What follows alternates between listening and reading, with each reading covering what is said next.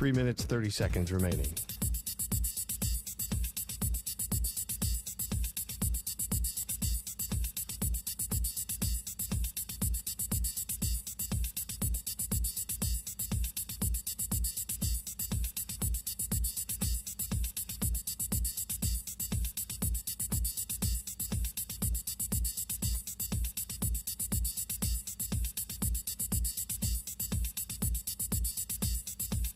Three minutes remaining.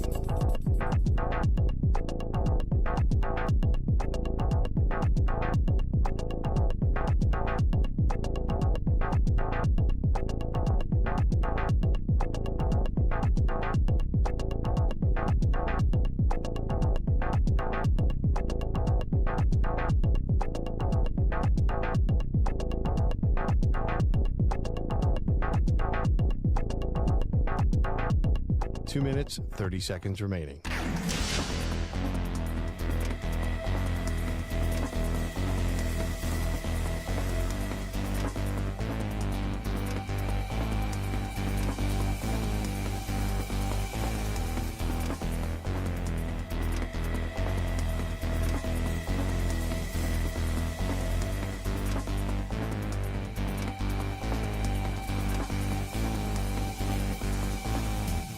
Two minutes remaining.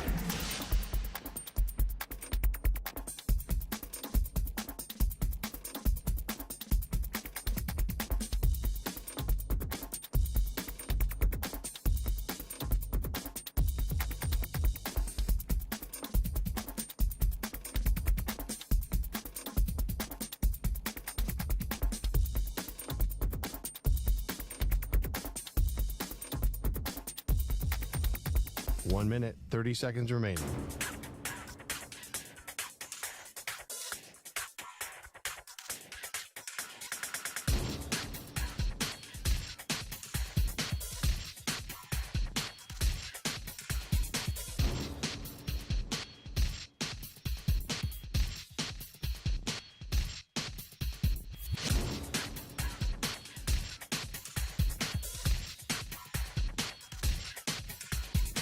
One minute remaining.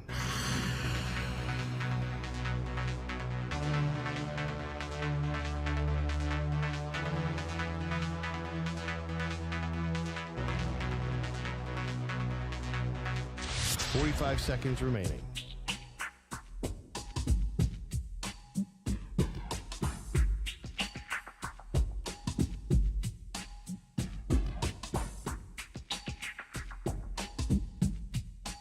Seconds remaining.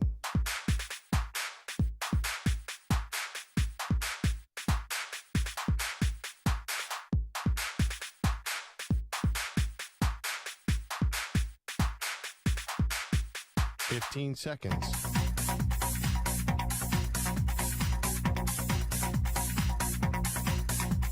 Break ends in 5 seconds.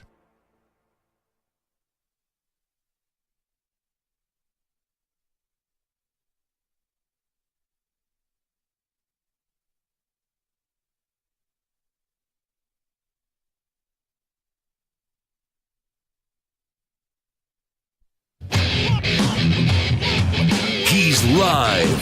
He's nationwide on CBS Sports Radio. This is the Zach Gelb Show.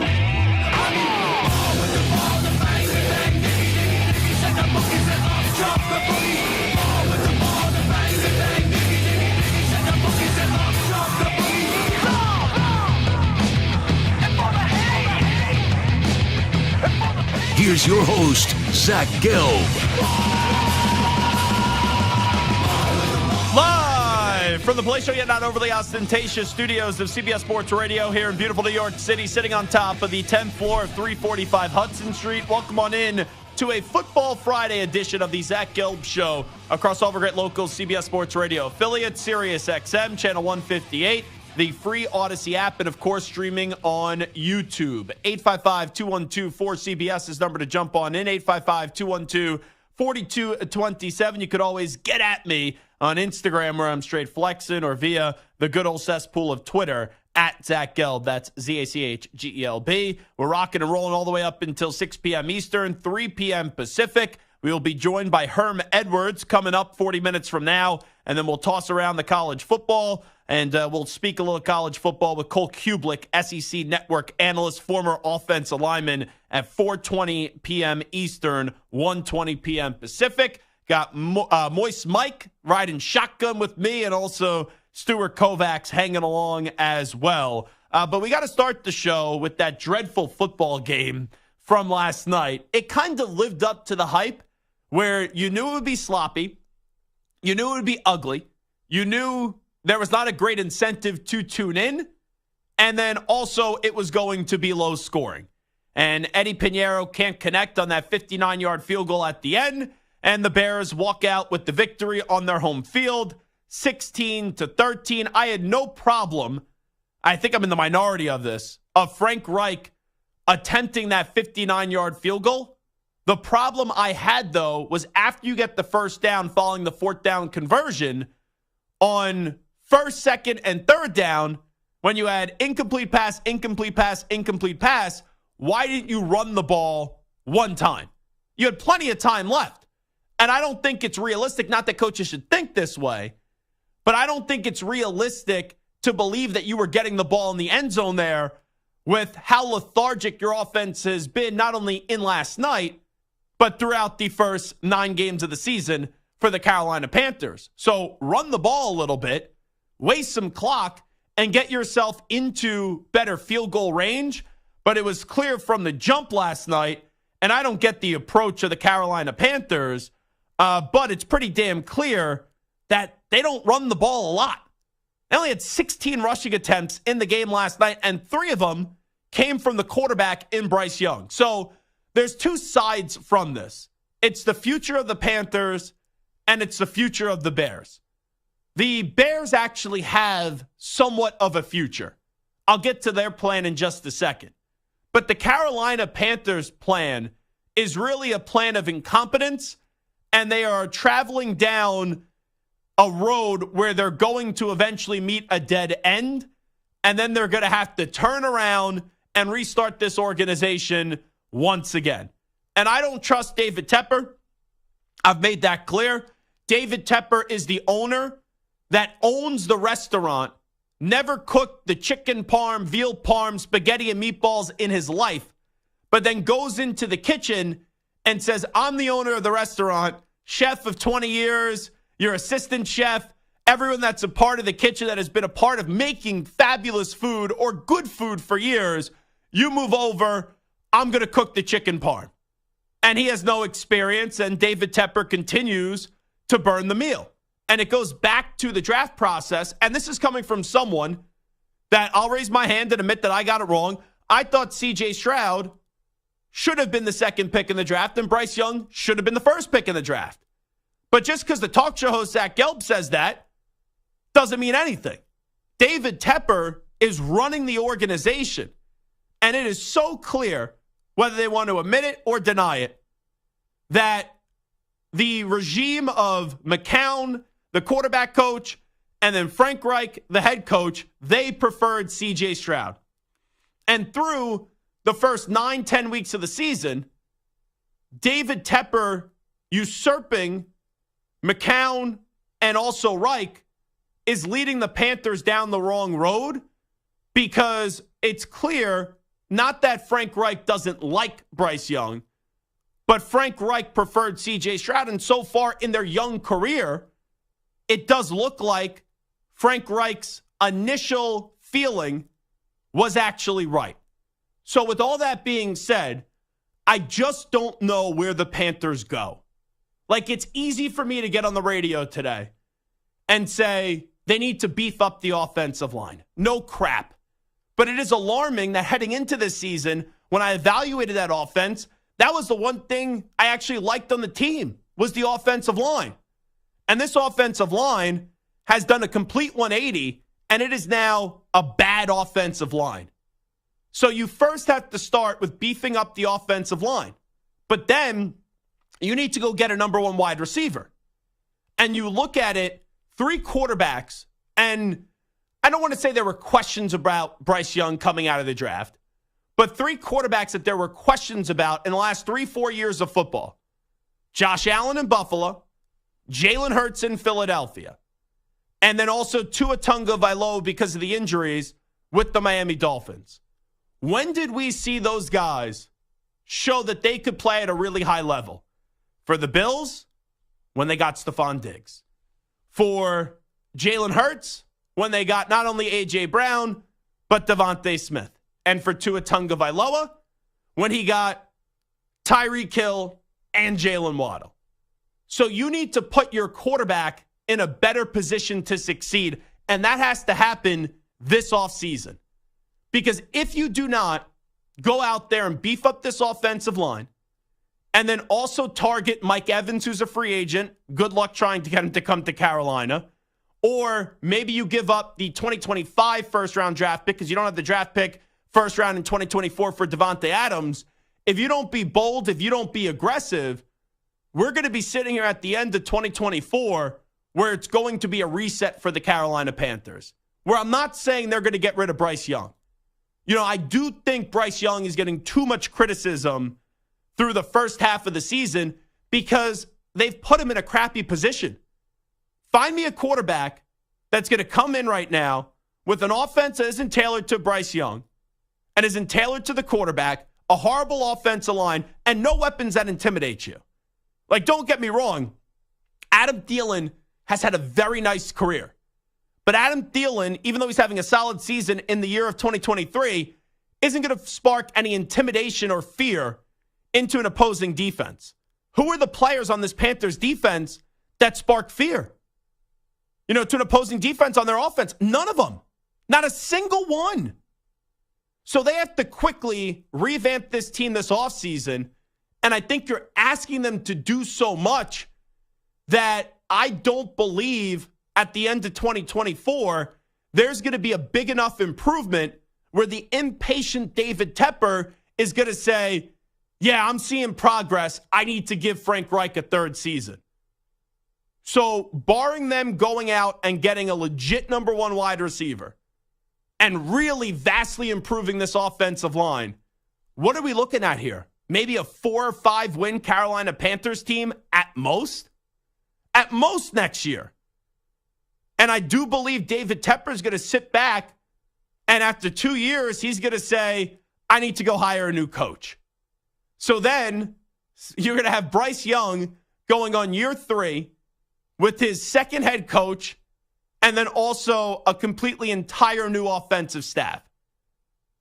The Panthers are just set up for failure for the immediate future. And I read today, this actually made me chuckle. And I hate to kick a fan base while they're down. But the Panthers fan base, I don't know if it's today or in the next few days, they are trying to organize a march to voice their frustration with the crappy football product that they keep on putting on the field. Like, Stu, you've been down and out pretty bad as a football fan. Samter, you've been so down and out as a football fan, you claim that you have given up on your Jets and you have jumped ships to a new team. What is this going to do when you rally a fan base together to lead a march? Like, Stu, Mark Davis can be a dope. We all know that. Thankfully, he got rid of Josh McDaniels. The Raider fan is as passionate as they come. But if Raiders fans were so sick and tired of the product being put out on the field, what is the purpose of rallying together to voice your frustration? Like, what change do you think is going to happen? David Tepper, a new owner, he's now going to wake up and go, man, the fans really hate me. I got to go sell the team. Like, give me a break. This seems like an absolute joke to me, Stu. Yeah, it's not going to change anything until the owner leaves, sells the team, something happens to the owner. I was there with Al Davis. You kind of waiting for that time to tick down. But yeah, that's all you can really hope for. And they already had a scandal with an owner in Carolina. Yeah, and he's new. This owner is new. He's not going anywhere. Come on. He's not going What's anywhere. What's going to change? Nothing. And this is a guy that has so much money. But when you have so much money in a salary cap era, it's not like a big advantage as if this was baseball and you could just pay the luxury tax. So I do find the fan march and the fan rally, not to poke fun at it, but it is comical. It is. because it's just pointless. Like, I could gather people together and go, let's make a statement that we're unhappy with this. But you have no control. This is not like politics or anything where maybe you could spark change. It's a football team. What are you going to do from now until the end of the season just because you're leading a march? So that's the Carolina Panthers. They're traveling down, and they've been traveling down a road of failure. And I would love to try to give Panthers fans optimism, but I'm just going to be honest with you. I got nothing. Now, for Bears fans, I do think there is some optimism because last night was a double win. Not only do you get a victory on the field, but the team that you beat, you own their first pick. And that first pick is looking like, since it's the Panthers and it's going to the Bears, it's going to be the number 1 overall pick in the draft. So Kevin Warren, who used to run the Big Ten and is now running the Bears, he needs to do a few things this offseason. Number 1, get rid of this Ryan Poles and Matt Eberflus regime. Once Matt Eberflus couldn't even tell us the status of Justin Fields, he just confused us and said he's out, he's doubtful, he's doubtful, he's out. I was already done with Eberflus, but that was the final nail in the coffin. So you have to get rid of the general manager and the head coach. You then need to use your Big Ten roots and make a little trip to Michigan that is currently in a scandal of their own right now. And you need to go get Jim Harbaugh, who played for the Bears, to run your football team. Bare minimum needs to be your coach. You're going to have the number 1 overall pick because the Carolina Panthers suck. And you have their first round pick. So now you got to go select Caleb Williams. And then you got to hope your own pick is in range to go get Marvin Harrison Jr., who is the best non-quarterback in college football this year. If you can do those things, or even 2 of those 3 things, like if you could get Harbaugh and Williams, and then if you get Harbaugh, Williams, and Marvin Harrison Jr., you at least have an opportunity to succeed. And the Bears haven't had an opportunity to succeed in a long time. And Bears fans, I know this is wishful thinking. Bears fans, I know you are hoping my plan works, but that's all Chicago has right now is hope. That's all that they have. And there is some optimism, even in another crappy season, because you have 2 great draft picks, Harbaugh probably wanting to leave Michigan, and you have a golden opportunity to maybe quickly turn this franchise around. And don't tell me that it can't change quickly. If you bring in the right coach and the right quarterback, it could change instantly. We've seen it in Jacksonville with Trevor Lawrence and Doug Peterson. And we're seeing it this year in Houston with DeMeco Ryans and also C.J. Stroud. So Bears fans, there's hope. Bears fans, you should love this draft conversation. You got to get the coaching hire right. And they haven't got the coaching hire right since Lovie Smith. And that's even with Matt Nagy winning a Coach of the Year one year. Yeah, that's some forgotten history for you. How the heck did that happen? But you can't go to another incompetent Ryan and an incompetent Matt. And that's what they've done now in back-to-back cycles with their GM and also their head coach. So Harbaugh, Williams, and Harrison Jr. If you walk away with that trifecta, you will have Bears fans doing somersaults in the streets.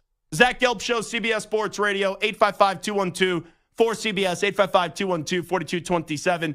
Do you have any long-term hope for the Panthers and Bears? We'll take a break. When we come on back, we got a few questions. I'll give you a few answers. We do this segment every Monday and Friday right here on CBS Sports Radio, and we call it Onside, Offside. You're in a 5-minute break.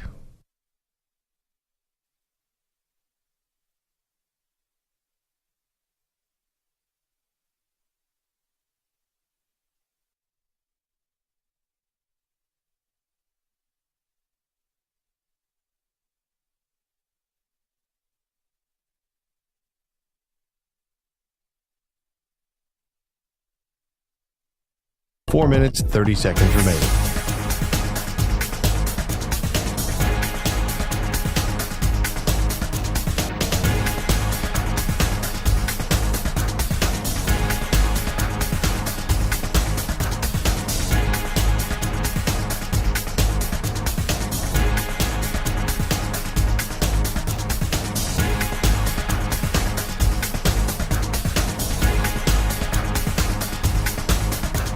4 minutes remaining.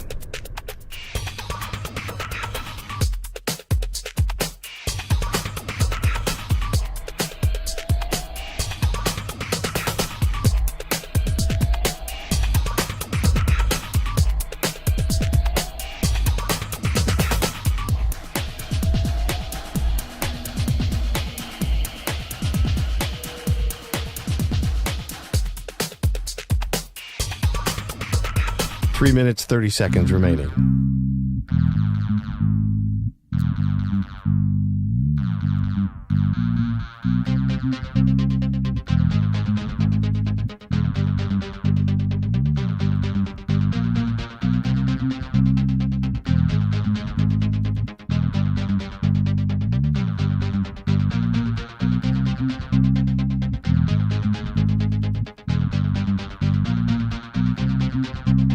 Three minutes remaining.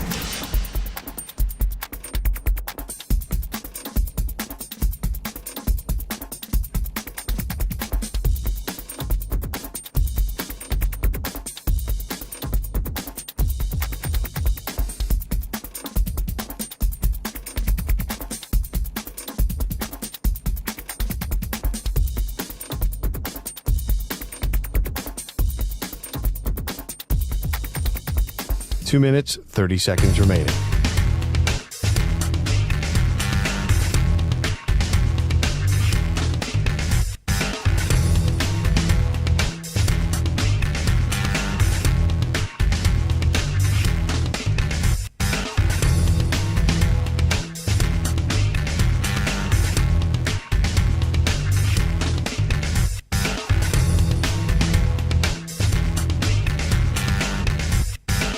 Two minutes remaining.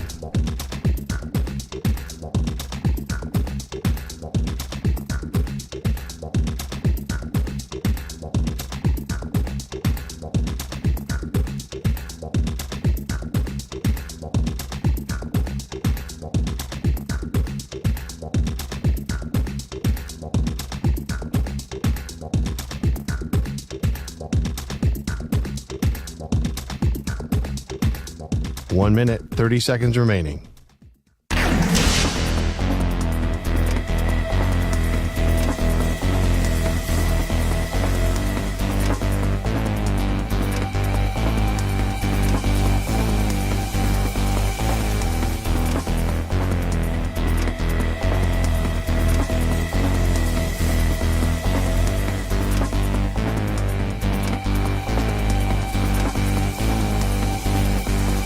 One minute remaining.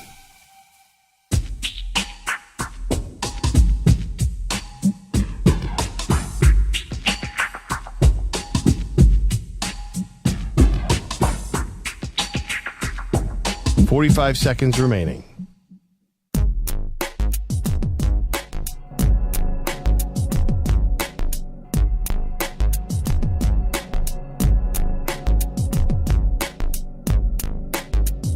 .30 seconds remaining.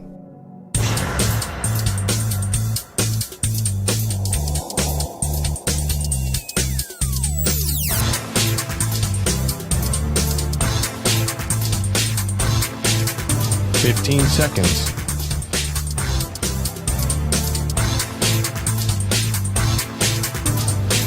Begins in 5 seconds.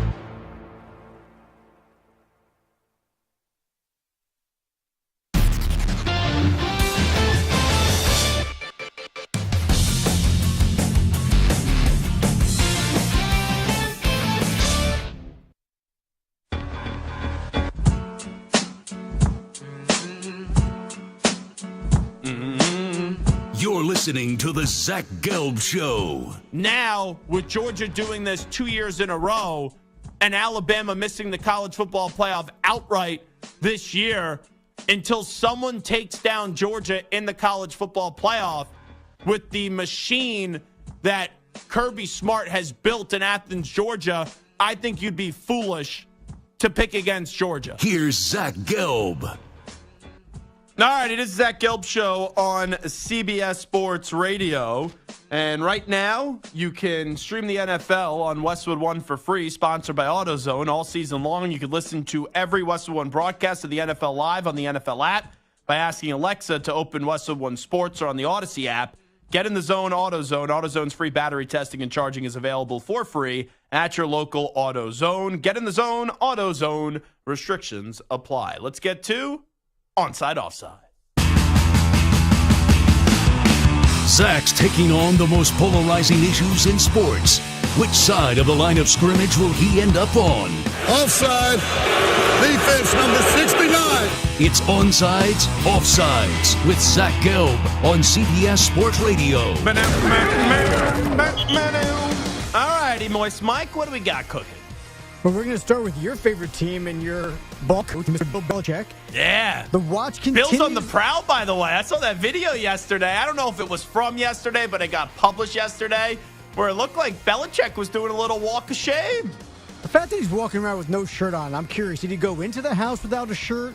Did he lose the shirt? Or did he try to sneak out so quietly that he just decided, you know what, screw it, let me leave the shirt in the house? Well, just from personal experience, if you are a large fella, I don't think you ever intend to lose the shirt. So I think Bill went into the house with the shirt on. Then there was a little tossing and turning, rolling in between the sheets. And then he quickly had to make the 1-2, I gotta go, outside of the house. And he was slowly tiptoeing. And then he said, man, I can't find my shirt. They're lost somewhere. And he went on to the next one. Well, that was very interesting, and I'm curious to find out more information. I'm sure Bill will talk very openly about it during his press conference. Well, he's lucky he's in Germany this week, so you have less media. I don't think the Germany media is going to be saying, Bill, how was the nookie time that you had? I wonder how that sounds with the German accent. I can't do it. So, as we know, they go to Germany to face the Colts, and there's, some talk, especially from Ben Volen, that Belichick might not make it home from Germany. Well, I think he'll make it home. He just may not be the coach of the Patriots. Well, that's part of it. I don't think they're going to say, you have to stay in Germany and you're never allowed to leave, Belichick. Maybe he'll find another shirtless video to kind of creep off into the sunset with. Maybe he'll be like Ted Lasso. He'll give up football and he'll go coach soccer, as you would say, football. Yeah, listen, I can see it. Listen, Belichick in a German soccer league, Bundesliga press conference, I think that would be gold. So onside, offside, Sunday will be Bill Belichick's last game as Patriots head coach. Yeah, that's a no for me, dog. This is an easy offside. I don't believe Ben Volen in terms of that Robert Kraft, who has the utmost respect for Bill Belichick, and they've won 6 Super Bowls together, would fire him in the middle of the season. Like maybe the final 2 weeks of the season, the final week of the season. Even then, it's a stretch. If Belichick ever leaves, I do believe it'll be a mutual parting of ways, if you want to throw that term out there. But I don't believe for a coach that has won 6 Super Bowls and this team is heading nowhere this year, that any change would really do much that would turn this team around. And what's the point of turning it around? You want to lose as many games as possible so you can get the best draft pick to try to set your team up for the future and get a game-changing player. So that is offside. When you ask me, Sunday will be Bill Belichick's last game as Patriots head coach. Offside. Well, the Packers host the Steelers this weekend with plenty of pressure on Jordan Love's shoulders. Now, yesterday, Kevin Harlan joined us and had some harsh words for his Packers and Jordan Love. The quarterback, I think, is a gigantic question. I don't think there's any doubt. But since game 2 or 3, it has really regressed. And he has been incredibly up and down. It's going to take most of this season to figure out. And I do not think that is an organization that will sit and say, let's give it one more year. I don't think they can hang their head on and say, definitively, Jordan Love is our guy. So onside, offside, the Packers should move on from Love after this season. I'm going to go offside because if you're in a good enough draft position, which you could argue they could be, and there's a quarterback that you like, okay. But I don't think they're going to have a top 3 pick, which would put them in the territory of getting Caleb Williams or Drake May. So if there's a quarterback they fall in love with, yeah, you go draft him, but then you could wonder if this regime should have the right to fall in love with another quarterback because they fell in love with Jordan Love. A lot of loves here. And they eventually said to Aaron Rodgers, get on out of town. So I do believe 1 year of actually seeing this guy play is too premature for me to say I don't want to see another season. I don't believe in Love right now. I'm pulling for him because he's handled. That's sad. Believe in love. Love is out there. Yeah, love you're probably right. I probably should be a little bit more optimistic, especially on a feel-good Friday. But with all that being said, I don't believe in Jordan Love, the quarterback right now. But I can't say after 1 year as a starter that I'm totally in the thinking of getting rid of him. I think you got to give him 2 years as a starter, and I just don't believe there's a great alternative out there. So you asked me the Packers should move on from Love after this season. Offside. The search for Love will be put on pause. Now the Jags and 49ers face off in a huge matchup this weekend as the 6-2 Jags are riding a 5-game win streak, while the 5-3 Niners have dropped 3 straight. So onside, offside, the Jaguars are a bigger threat to win the Super Bowl than San Fran. Offside. A lot of offsides so far. That's 3 for 3. And so far, the reason why I would say no to this question is the AFC has better teams than the NFC. Like, the team that's the best team by far in the NFC are the Philadelphia Eagles. After that, the 49ers may not be the 2 seed this year, but it's a conversation between the 49ers and the Lions on who's the second best inside the NFC. The Jaguars, I still think, have the Ravens in front of them, the Chiefs in front of them, and just for starters, I also put the Bengals in front of them, regardless of what the records say right now. Jaguars, tougher road to travel, even though they have a heck of a team and they have a heck of a coach and a heck of a quarterback. 49ers, easier road to travel. All you need are the Eagles to go down, and then you could argue you may be the favorites to represent the NFC in the Super Bowl. So offside. Offsides. Now the Cowboys take on the Giants this weekend. Tommy DeVito getting his first start for Big Blue after his embarrassing showing against the Jets with negative 1 yard passing. DeVito looked a little bit sharper last week with 175 yards, a touchdown, and 2 picks in that ugly loss.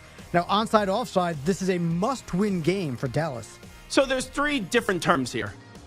Must win, can't lose, or you gotta have it. I don't think this is a must win, because a must win kind of means there's like some doubt that you may end up losing the game. And I don't think there's any doubt here in terms of who's going to win this game. So then it comes down to you got to have it or you can't lose. I would say this is more so a game that you can't lose. And I also am picking the Cowboys this week for my survivor, so they better not lose to Tommy stinking DeVito. And yes, thankfully I still have the Cowboys alive, and it was perfect position here. Even Stu's impressed. Stu's like, how did you get to week 10 of a survivor pool with having the Cowboys still alive? That's great. I'm jealous. Yeah, it is wonderful. Are we in the same survivor pool? We were. Oh, you're already out? I've been out since my week 3. condolences. I apologize. So you say this is a must-win for the Cowboys? No, I go with a different term, so offside. Offside. Now, all eyes are on Michigan and Penn State this weekend, but the rest of the top 6 have big games as well. Number 2, Georgia takes on number 9, Ole Miss. Number 5, Washington has number 18, Utah. Number 4, Florida State battles a rivalry with Miami. And number 6, Oregon travels to UFC to take on the Trojans. So onside, offside, the college football top 5 will be different this week than it was last week. I think Washington will beat Utah. I do think Florida State with Mike Norvell prevails up against Miami. USC, I think, is mentally rattled with how many losses they've already compiled. And now knowing, even though they were done for a national championship with 2 losses, now really being done with 3 losses and no hope of a Pac-12 championship. So I'm going to say that Oregon, even though that game may be close and may be fun, Oregon's going to beat USC. I do think Ole Miss is alive against Georgia, but I can't pick against Georgia right now. And I'm not trusting James Franklin, fraudulent Franklin, leading Participation State University, where he is 3-16 as a head coach in the top 10 to slay Michigan or walk out with the victory. So the only way things are going to change if the committee just wakes up in a different mood. But in terms of the actual results, there's not going to be a point of emphasis to change it, because I think the teams that are the favorite right now in the top 6 or the top 5 are going to win. The one thing to watch, though, is Michigan. They haven't had a big game yet. This is a big game. So maybe you could argue Michigan should move in front of Ohio State, but then Ohio State beat Penn State, and they had that Notre Dame victory. So I don't think the committee's going to do much this week if the results play the way that I just said they will go. So the college football playoff top 5 will be different this week than it was last week. I will go offside. Offside. Now, speaking of Caleb Williams and USC, the defending Heisman winner has lost 3 of 4, getting sacked 15 times and turning the ball over 5 times in that span. Yesterday, former Ohio State Buckeye linebacker Bobby Carpenter told us he's seeing some kinks in the armor for Caleb Williams. I know Caleb Williams can make some unbelievable plays. He does some reckless stuff. My only concern is with Caleb is he developed too many bad habits this year. Because you watch him, like, he tries to be a hero on every play. And sometimes it works, but then he's also put himself in harm's way. He's fumbled the ball. He's thrown some picks. You have to make sure that you can eliminate that when you bring him in, because that does not work in the NFL by any stretch. So onside, offside, you are less confident in Caleb Williams being an elite NFL quarterback than you were before this last 4-game stretch. I'm going to say offside here. Even though I am not blown away with what has happened with USC, it was expected where their defense stinks. Williams had a stinker up against Notre Dame, and you knew their defense was going to let them down in other moments. But they're asking him to do everything on the offensive side of the ball right now, and I just don't think he was put in a great position this year, and there's better teams inside the Pac-12. There are going to be some people that say take Drake May over Caleb Williams. I'm not there yet. I still think Caleb Williams is the best quarterback in the country and will be the number 1 pick in the draft. So I am not less confident in Caleb Williams being an elite QB right now than I was before this stretch. So I will go offside. Offsides. That's 6 for 6 so far in the offside department. That's really scary. So hopefully we'll get this last one. We'll do a quick. Trevor Bauer. I'm in a really negative mood, I guess. Then. Yeah, I know. Well, not so much. I'm just saying no to some of these questions. I don't know if it's a negative mood, actually. No. You just disagree with everything that I'm saying. So why? The way that you asked this, is this your opinion on these things? Not necessarily. Okay. You're just, making what I'm saying or looking like sounding terrible and idiotic. So it's a really good segment, by the way, where I get to sip my coffee a little bit. This is welcome. Fun. Yeah, I do most of the talking on these. Trevor Bauer hasn't pitched in the big since 2021 when those ugly sexual assault allegations sprung up. However, Bauer has since been exonerated in court and has actually shown some video and written evidence that the accuser was looking for a payday. Now, John Heyman reports Bauer's agents are talking to MLB teams to get him back in the majors in 2024. So onside, offside, Trevor Bauer will pitch in Major League Baseball this year. So a lot comes with Trevor Bauer outside of all these allegations, which have proven to be false. But he's very vocal. He's outspoken. He's a different guy. Very big on social media. Some people like that. Some people don't. There are distractions that come with Trevor Bauer. But I do think because of his talent, a team will give him an opportunity. So you ask me, Trevor Bauer will pitch in Major League Baseball this year. I will go on sides. So there you go, Samter. We end the segment where I actually agree with one of the questions that you asked me. Hello, you play to win the game. That's right. Herm Edwards going to join us on the other side. He was actually on the same coaching staff when he was the head coach at Arizona State for Antonio Pierce, now the interim head coach of the Las Vegas Raiders. So we'll get his thoughts and everything going down with Antonio Pierce, and also go around the rest of the National Football League with the former Kansas City Chiefs and New York Jets head coach and a head football coach at Arizona State in Herm Edwards when we return in 5 minutes. Update time first. Here he is, the Ackman, Rich Ackerman. CBS Sports Radio. Sports Flash. Well, it's been a rough year for the Cardinals, but they get a boost this weekend. Kyler Murray will make his first start since late last season. The Cards quarterback healthy again after a torn ACL. The Bengals will be without T. Higgins Sunday because of a hamstring injury. Jamar Chase is a game day decision. Sam Hubbard is also out. Justin Jefferson of the Vikings is questionable due to a hamstring. Victor Wembanyama has been as good as advertised so far, but even he is vulnerable to growing pains. The top pick of overall is 7 of 26 from the field over the last 2 games, and the Spurs will host the Timberwolves tonight. The 19-year-old hasn't been in the league very long, but is wise enough to know that the youthful Spurs aren't going to be a contender overnight. As a young team, and any team really, we're going to go through losing streaks someday during the season, through tough times, and it's going to happen, but the most important is how we bounce back.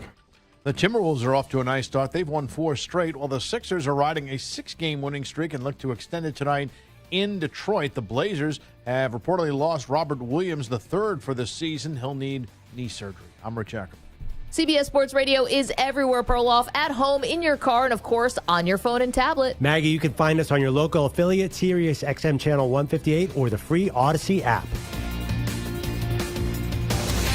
CBS Sports Radio.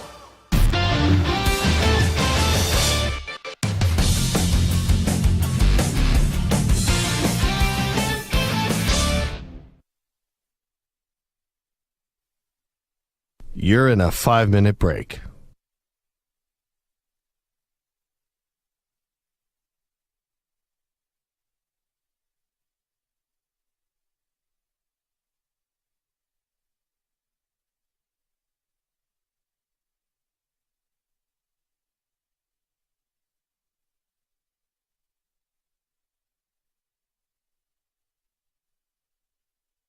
Four minutes, 30 seconds remaining.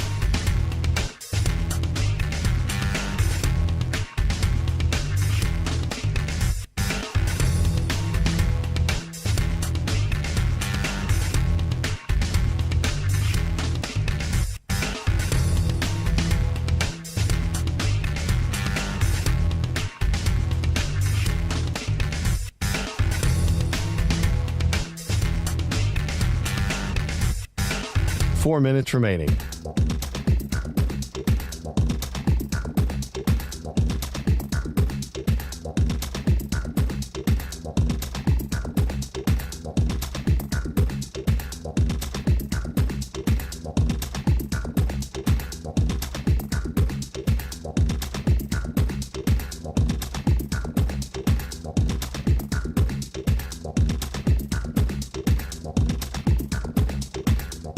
Three minutes, 30 seconds remaining.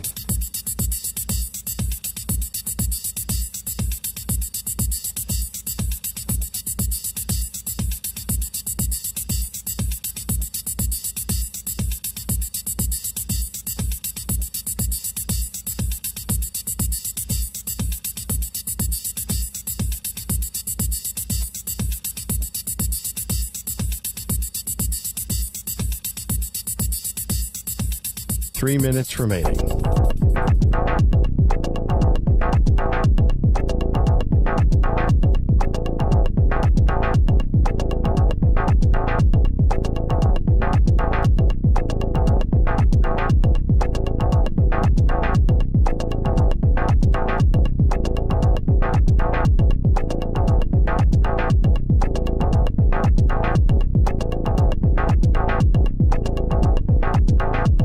Two minutes, 30 seconds remaining.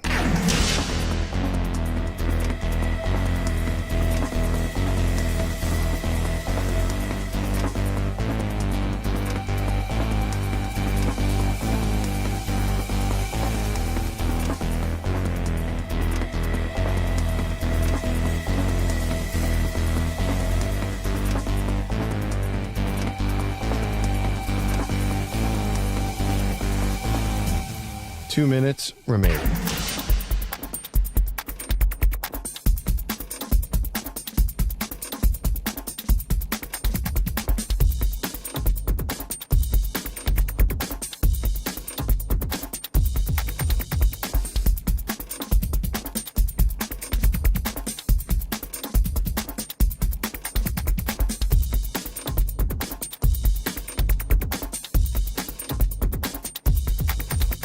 One minute, 30 seconds remaining.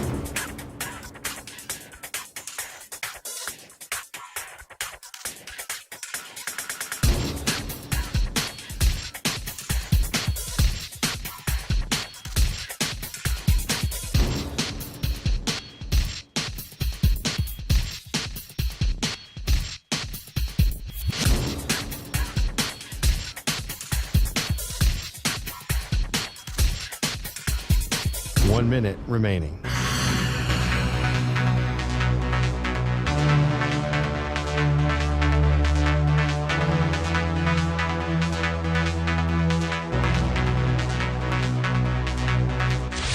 Five seconds remaining.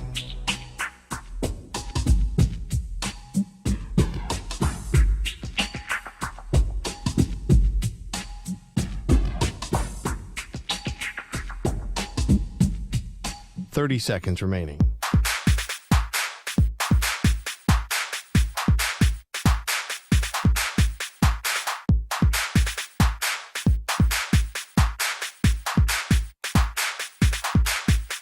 15 seconds.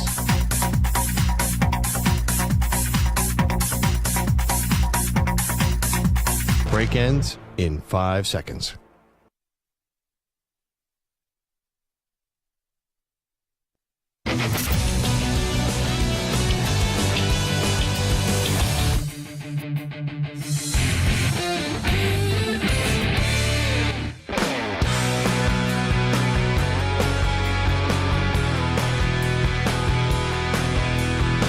Now back to the Zach Gelb Show.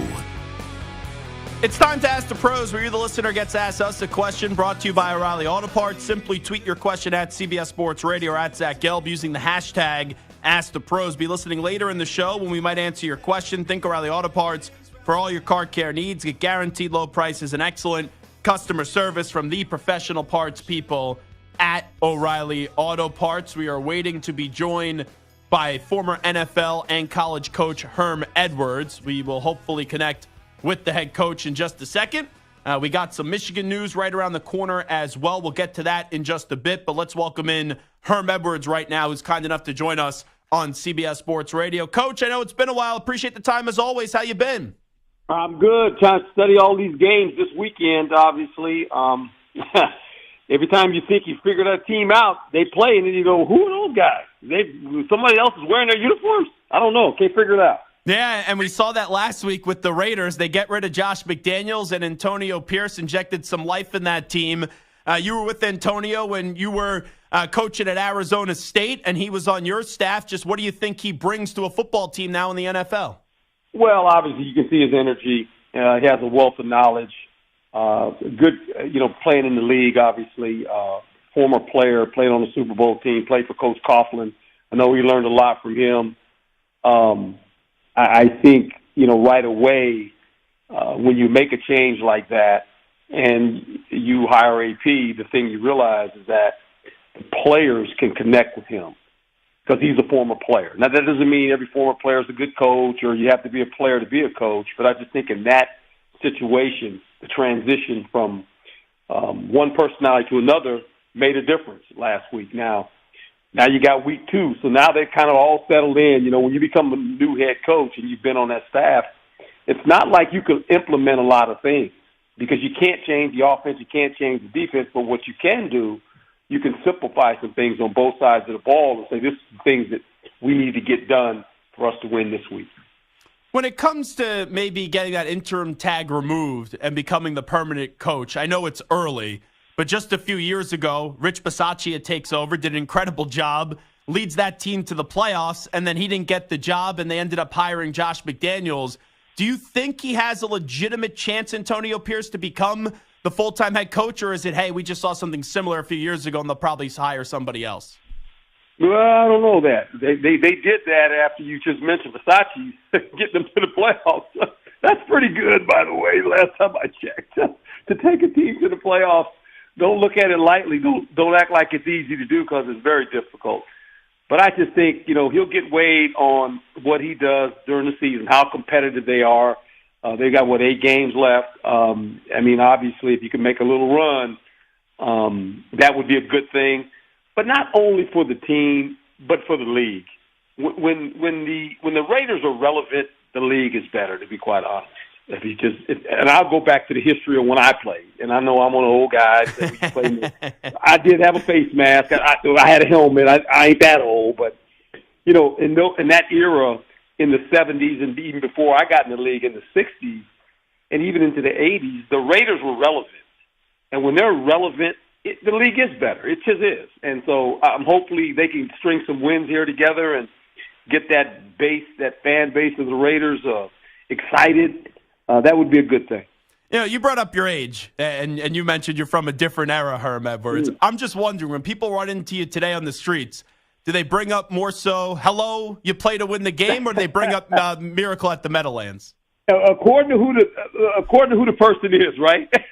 if you're somebody my age, around my age, you get both.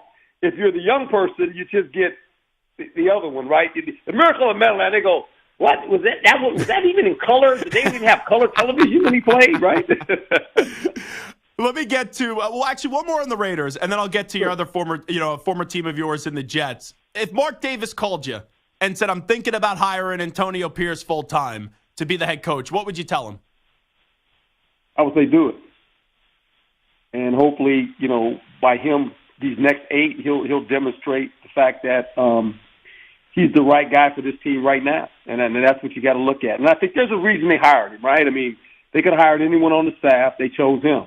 So there's a reason for that. They're giving him an opportunity, obviously, with 9 real games, or 8 real games, really 9 games to really autograph his performance. It's a look at, okay, if you were the coach, what are you going to do? And he's put in a tough spot. He's put in a tough spot. He can't hire anybody. He's with the guys he's with. He can't put in a new offense, as I said before, a new defense. He has to find a way to make these guys play with more energy and believe. And I think anytime you win, that always helps you. Talking to the coach, Herm Edwards, right now on CBS Sports Radio. The Jets with Robert Saleh right now in a tough spot, has a really good defense, but offensively, we all know Zach Wilson isn't the answer. I know their options are only Tim Boyle and Trevor Siemian right now, but have you seen enough, and would you make a change? Well, I think, look, as we know, Wilson won last week, and so I think that's the formula. Now, if he starts throwing the ball to the opponent, then you got a problem. Or if he starts fumbling the ball and turning the ball over, then you're going to have to make a change. I think this team understands its destiny. Its destiny is real simple. You got to make games ugly. You can't get this thing out to a 2-score lead by the opponent where it forces you to go back and throw the football, because that would be bad. And we know that, right? Because this team's not built to do that due to some injuries with the offensive line. What it is able to do, though, it can keep the score down. You methodically move the ball, get some good field position in your special teams play, and just, you can win with field goals, because that's how good this defense is. You just can't give the defense a short field. That's how you got to play. I mean, you got to play with this in mind. Hey, look, punting is good. If we make this guys going a long field, that helps our defense. We can't give our defense short fields to defend. And if you can do that, you'll be in a lot of these games. When we get to C.J. Stroud, he was remarkable last week. He's been remarkable all season. But that was some performance, the 490 yards, and leads the drive right at the end of the game to cap off his 5th touchdown. Has the Bengals this week, so a tough opponent. But what have been your impressions so far on C.J. Stroud? He's by far, he's the rookie of the year going right now. I mean, you could give it to him. I don't think his play is going to diminish. I think he's going to continue to play well. This is a young football team. If you'd have told me these guys would be 4-4 with a first-year head coach, and I think the head coach has done a great job. And you look at them, you look at their numbers, the first thing that's odd is that you have a rookie quarterback.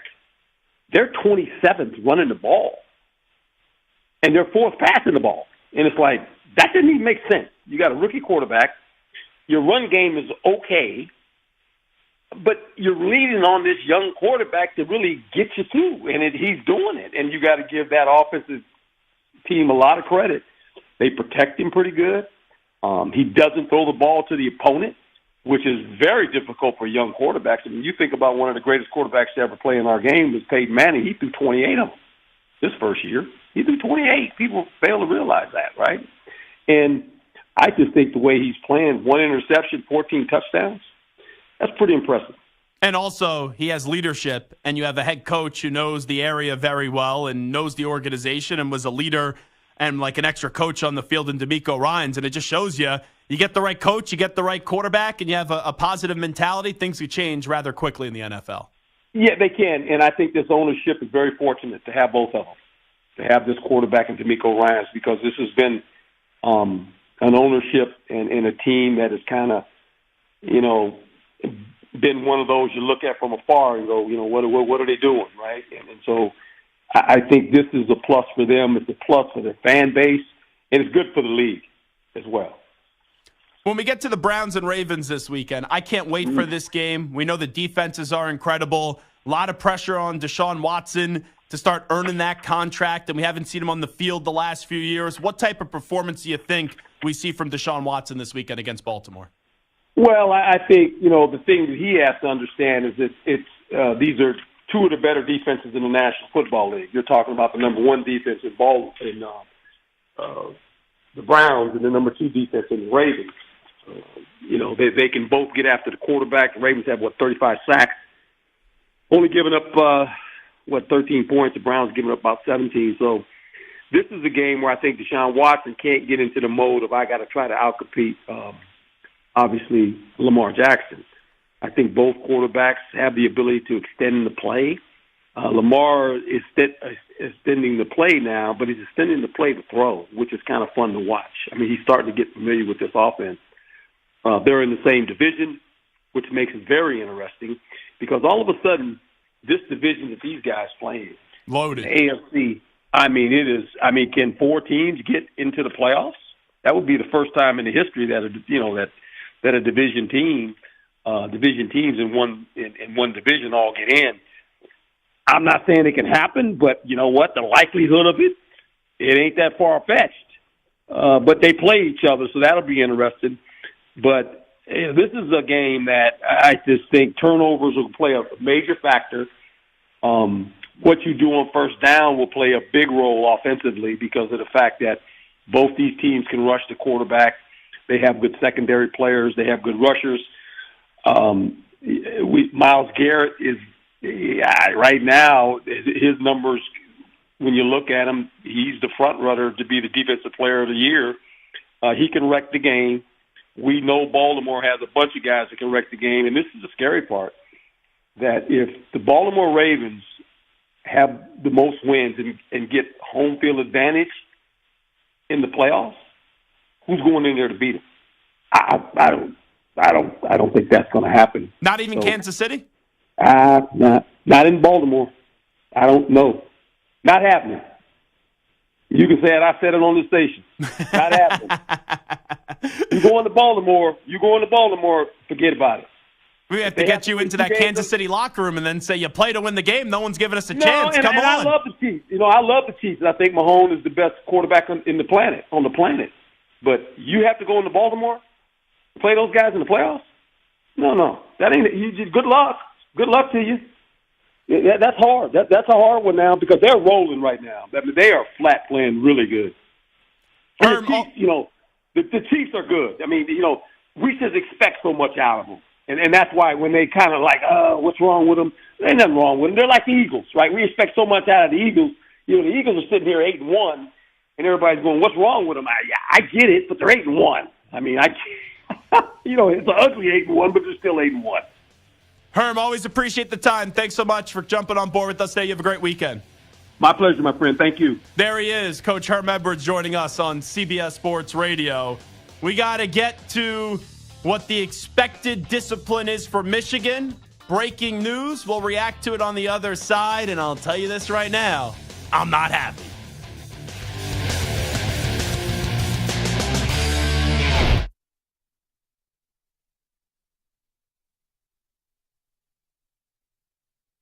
You're in a 5-minute break.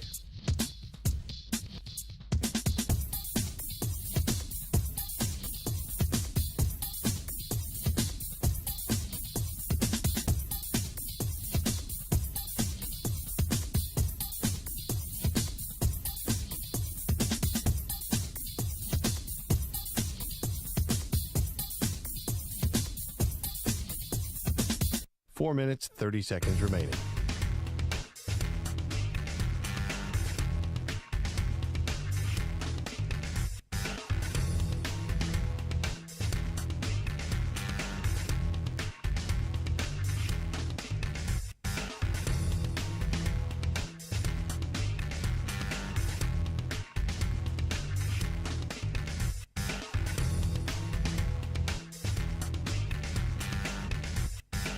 Four minutes remaining.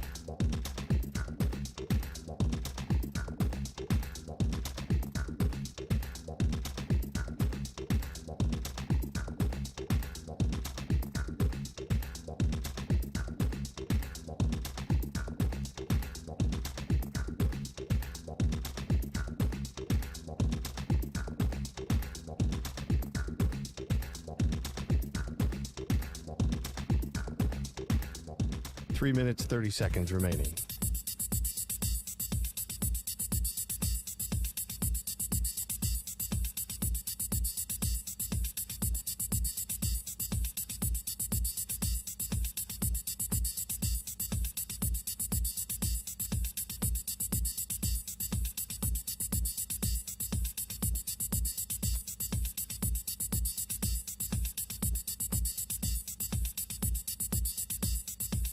Three minutes remaining.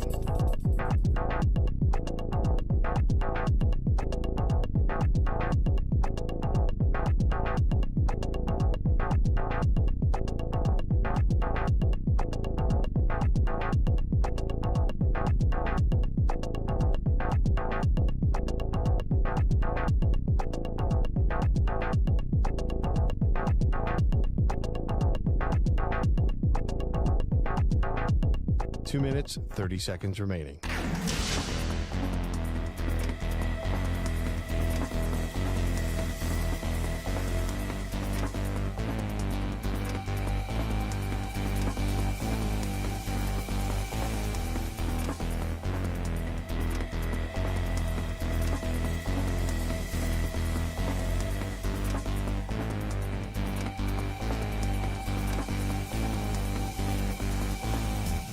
Two minutes remaining.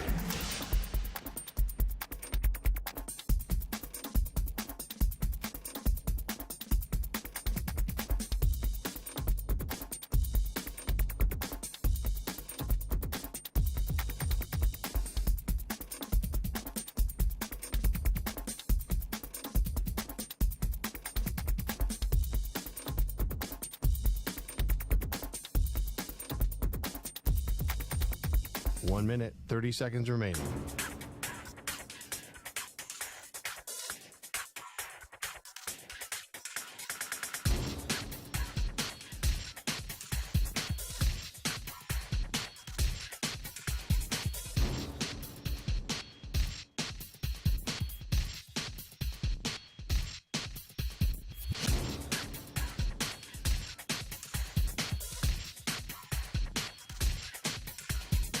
One minute remaining.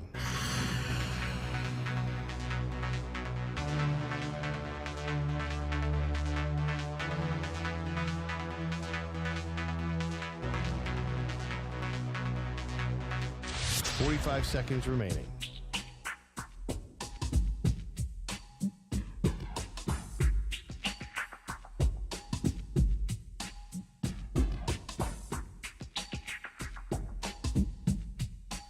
Seconds remaining.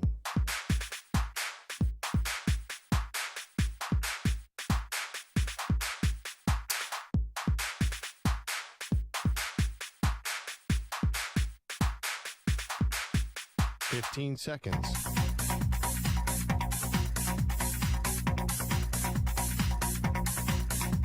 Break ends in 5 seconds.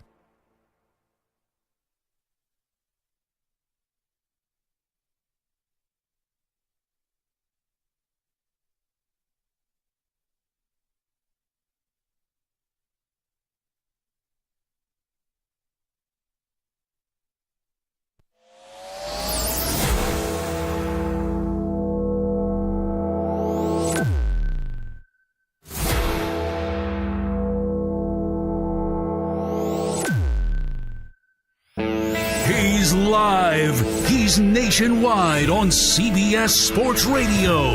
This is the Zach Gelb Show. All righty, hour number 2 of our radio program. Cole Cubelic will join us from the SEC Network coming up 20 minutes from now. And we have the punishment from the Big Ten. The Big Ten, according to Pete Thamel, is going to discipline Michigan for the in-person scouting and ongoing sign-stealing investigation and will prohibit Jim Harbaugh from being on the sideline until the conclusion of the regular season. He will be, though, allowed to coach during the week. Here's the immediate reaction. Tony Petitti has no balls. And it's not shocking because he used to work with Rob Manfred, another incompetent buffoon. If you're going to have some sort of punitive action, at least go all the way. This is backwards. This is the backwards Big Ten. That's what they've become. So you suspend the coach, and you expedite this process and you don't allow him to coach on game days, but you're going to let him be there the entire week?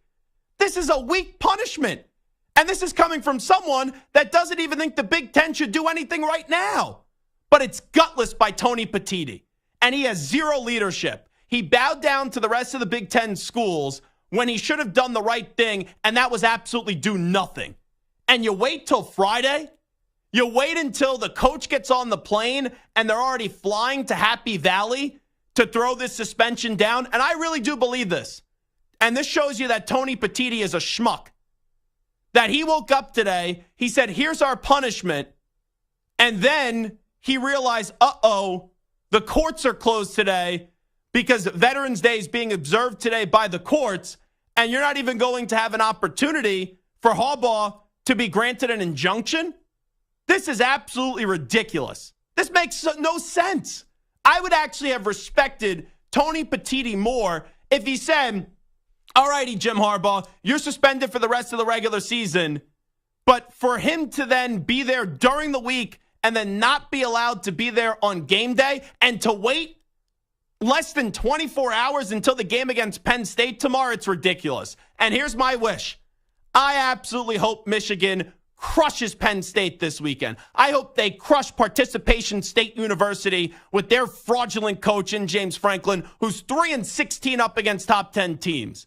And then 2 weeks from now, put the damn ball down on the field, and I hope Michigan obliterates Ohio State. And then you have the Big Ten championship game, which is irrelevant because the team from the other side of the standings of the Big Ten won't matter. And then Tony Petitti will have to get up on that podium and will have to hand another Big Ten championship trophy over to Jim Harbaugh. And I hope Michigan fans at Lucas Oil Stadium, when they say, here is Tony Petitti to give another Big Ten championship trophy to Jim Harbaugh, get up off their asses, stand up on their feet, and go, Tony, you suck! You're a weakless coward! Boo! That's what I hope happens. Tony Petitti. No backbone, no guts. Just what a spineless fraud this guy is. You wait until basically 4 p.m. Eastern, less than 24 hours from a game on a Friday to go, yeah, Jim Harbaugh, you're not allowed to coach this week. And what took so long, for crying out loud? Like, what took so long that you have to wait until this Friday to do it? This guy has no leadership, and he's a gutless coward. That's my thoughts on Tony Petitti. But I don't think it matters for the game tomorrow.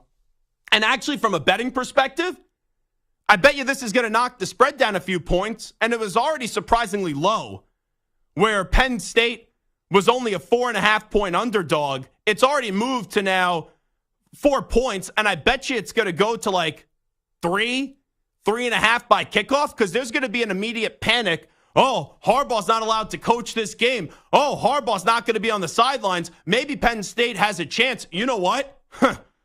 James Franklin, who can't win a big game, can't coach himself in a big game out of a paper bag. If you don't beat Michigan now with their head coach getting screwed right before the start of the game, and you fall to 3-17 as a head coach against top 10 teams, what's the point of keeping your ass on the sideline at Penn State? Why the heck should you still be coaching this team? But come on, Tony Petitti. I've never seen a conference or the NCAA, I know this is a conference issue right now, expedite a process as quick as they've done this one. I've said this numerous times in the last 2-3 weeks. The NCAA and usually these conferences, they move as slow as my mile time when I was 75 pounds heavier. But then Tony Petitti, crying day. He's so upset. Oh, Greg Schiano's upset. Oh, Purdue is upset. Like all these schools. Come on, give me a break. So Tony Petitti swinging his you-know-what around and says, I have to suck up to those other schools. Ridiculous. Absurd. And I'm not even saying Michigan shouldn't have been punished. I'm not saying that. I've said this. That even though I think this is a gross overreaction, they did break a rule. Eventually, they have to get punished to some capacity. But to make this rush to judgment right now and have zero due process, and do this before the end of the regular season is an absolute joke. It is such a joke. It is absurd, it's ridiculous, and it's laughable. Laughable. Tony Petitti. I should have known that he was going to mess this up after all that learning that he did from Rob Manfred. What a joke. I hope Michigan wins tomorrow by 50. 50. I hope they hang a 50 burger on Manny Diaz, who has a good defense this year. But Manny Diaz, a failed head coach, good defensive coordinator, but a snake Diaz, leaving my alma mater at the altar to run right back to Miami after he promised kids that he was going to be at Temple. He has the audacity the other day to say these are the signs to get up on third down. Are you kidding? Like, who is Manny Diaz to do that talking? To do that talking marinated with jackassery. You failed as a head coach. You can't even go get Jim Harbaugh coffee. Harbaugh would spit it right back in your face. And I hope he puts your defense right in the waste spin like he did last year. Remember last year, Manny Diaz, when Jim Harbaugh's offense ran through you like a hot knife through butter?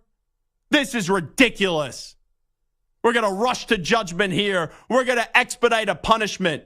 And we're going to do it in a half-ass way. Come on, Big Ten. I thought you were better than this. If you're going to actually make a punishment, have some guts. Show some cojones here. Oh, Jim Harbaugh, he could be around during the week. But then Jim Harbaugh on game days is not allowed to be there. What? This is what we're doing? It was the same thing over the cheeseburger scandal. The NCAA, he's allowed to coach during the week. But then on game day, he's not allowed to be there. Man, the NCAA, these conferences, they always get it wrong. They're a bunch of dopes. That's what they are. And you know what? Now, Harbaugh's not going to be there. I don't know what happens with the courts. Can you get a Michigan fan that's a judge late on a Friday to grant them an injunction? I'm not a litigious expert. I didn't study law. I trust me. If I studied law, I wouldn't be yapping to you guys on the radio. I'd be sitting on a big stack of cash right now. But I didn't want to study law. I study media studies and production, and I'm a talk show host. So maybe they could get an injunction. I don't even know if it's worth it. Because he's not allowed to coach on game days, but he's allowed to coach during the week? This is what we're doing? Tony Petitti. Boo! You suck! You're another dope. You're another guy, and I know he went to Harvard. All righty? So it's probably laughable that the Temple guy's calling a Harvard guy a dope. But it's so simple. You didn't have to do anything here, but you got scared. You saw the shadows of Ryan Day and Greg Schiano and the Purdue coach that we don't even know his name. And now all of a sudden, oh, those schools are bitching and complaining, so we have to do something here. You should have sat on your hands and do nothing. If your big grand plan here was, we'll wait until late afternoon on Friday when the coach is already on the plane, and we will wait to suspend him only on game days, but he's allowed to be there during the week? Like what? What world are we living in? This isn't even, it makes no sense. There's no common sense here. It makes none. If you're going to suspend the guy, at least have some guts. He's not allowed to be around the team for 3 weeks. Instead, he could be around the team during the week. He could coach the team Sunday through Friday. But when Saturdays roll around, nope, not allowed. What kind of punishment is this? This is just stupid. Absolutely stupid. Tony Petitti. Who the heck is this guy? And we're the other people in the Big Ten office saying, hey, Tony, you're going to look like a moron here.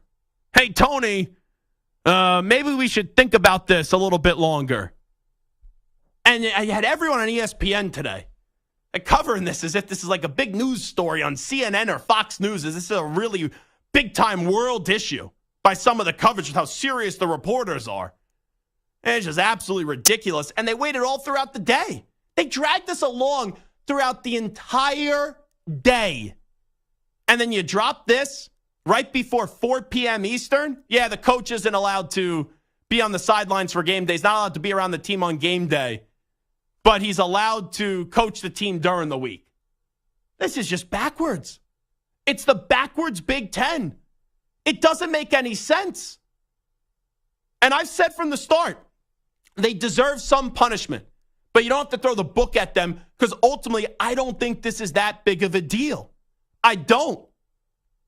But to wait until today to do this and wait until Friday afternoon and you're going to give a half-ass punishment coming from someone that doesn't think anything should happen right now, I would have respected Tony Petitti more if he actually went all in. But this guy's a coward, and this guy is clearly, he does not understand what to do in this position. So I hope Michigan now gives the middle finger to the Big Ten. I hope, even if Harbaugh's out these next 3 games, they win all 3 of these games, 2 of them being their biggest game of the year, and then Tony Petitti, with his tail in between his legs, has to slowly walk out in front of all those Michigan fans at Lucas Oil Stadium after Michigan wins a 3rd Big Ten championship and he gets booed. And I'm a Patriot fan. I've done that when Roger Goodell, he had to go in front of Robert Kraft and Tom Brady and Bill Belichick and hand over the Lombardi Trophy. And I was at that stadium in Houston. I think it's called NRG Stadium. Who knows what it's called?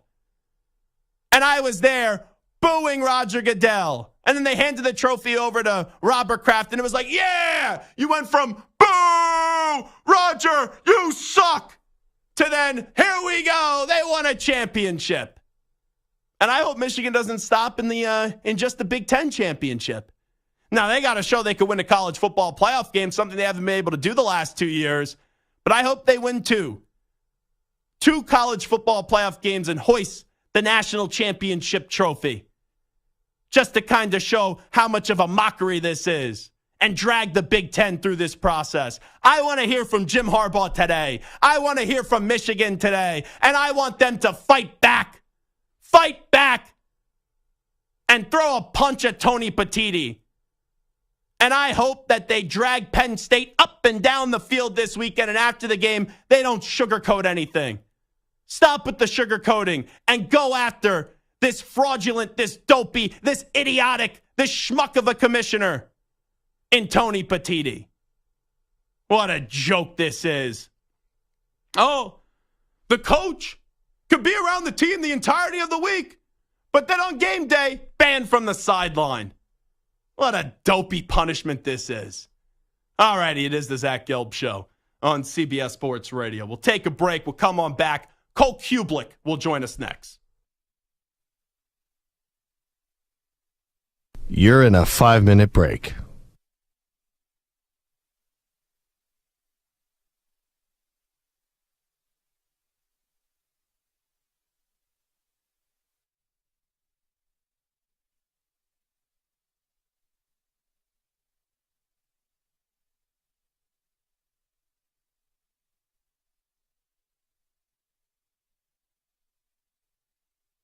Four minutes, 30 seconds remaining.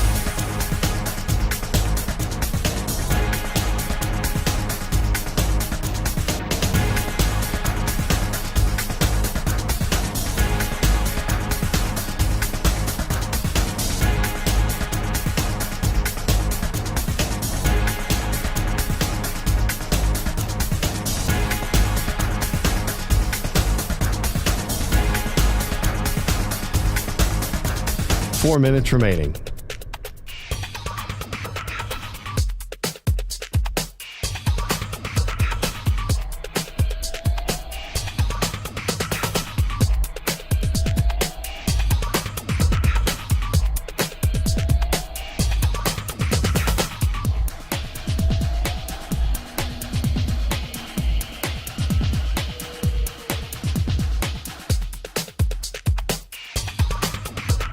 Three minutes, 30 seconds remaining.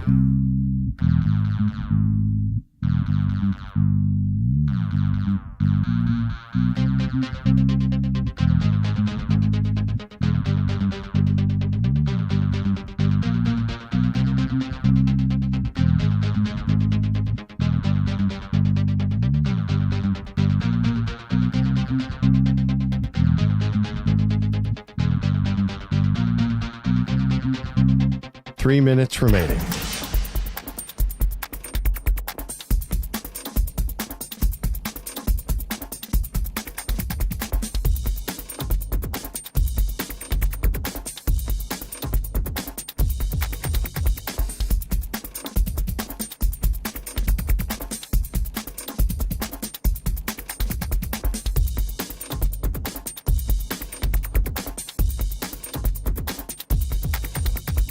Two minutes, 30 seconds remaining.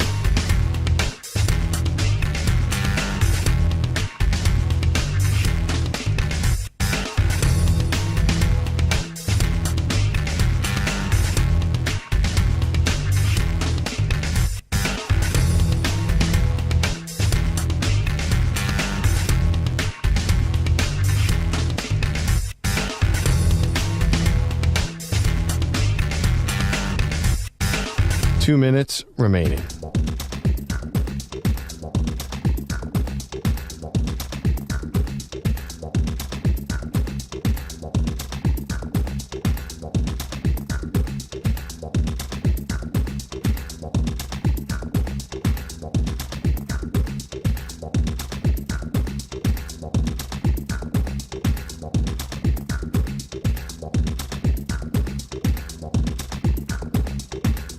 One minute, 30 seconds remaining.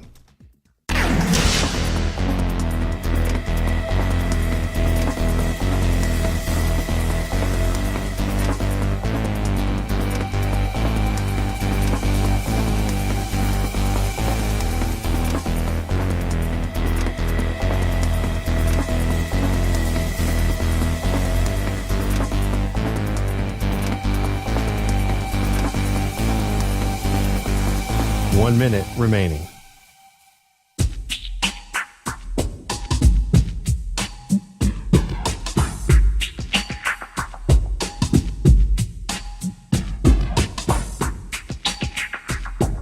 .45 seconds remaining.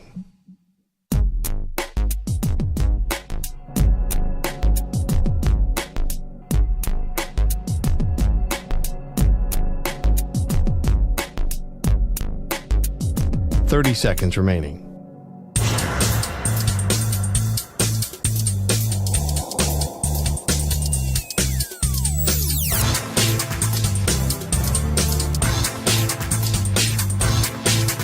.15 seconds.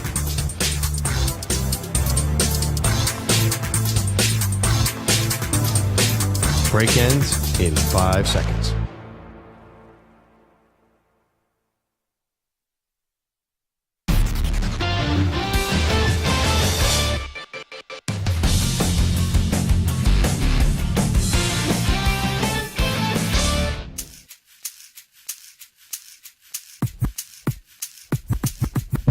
Now back to the Zach Gelb Show.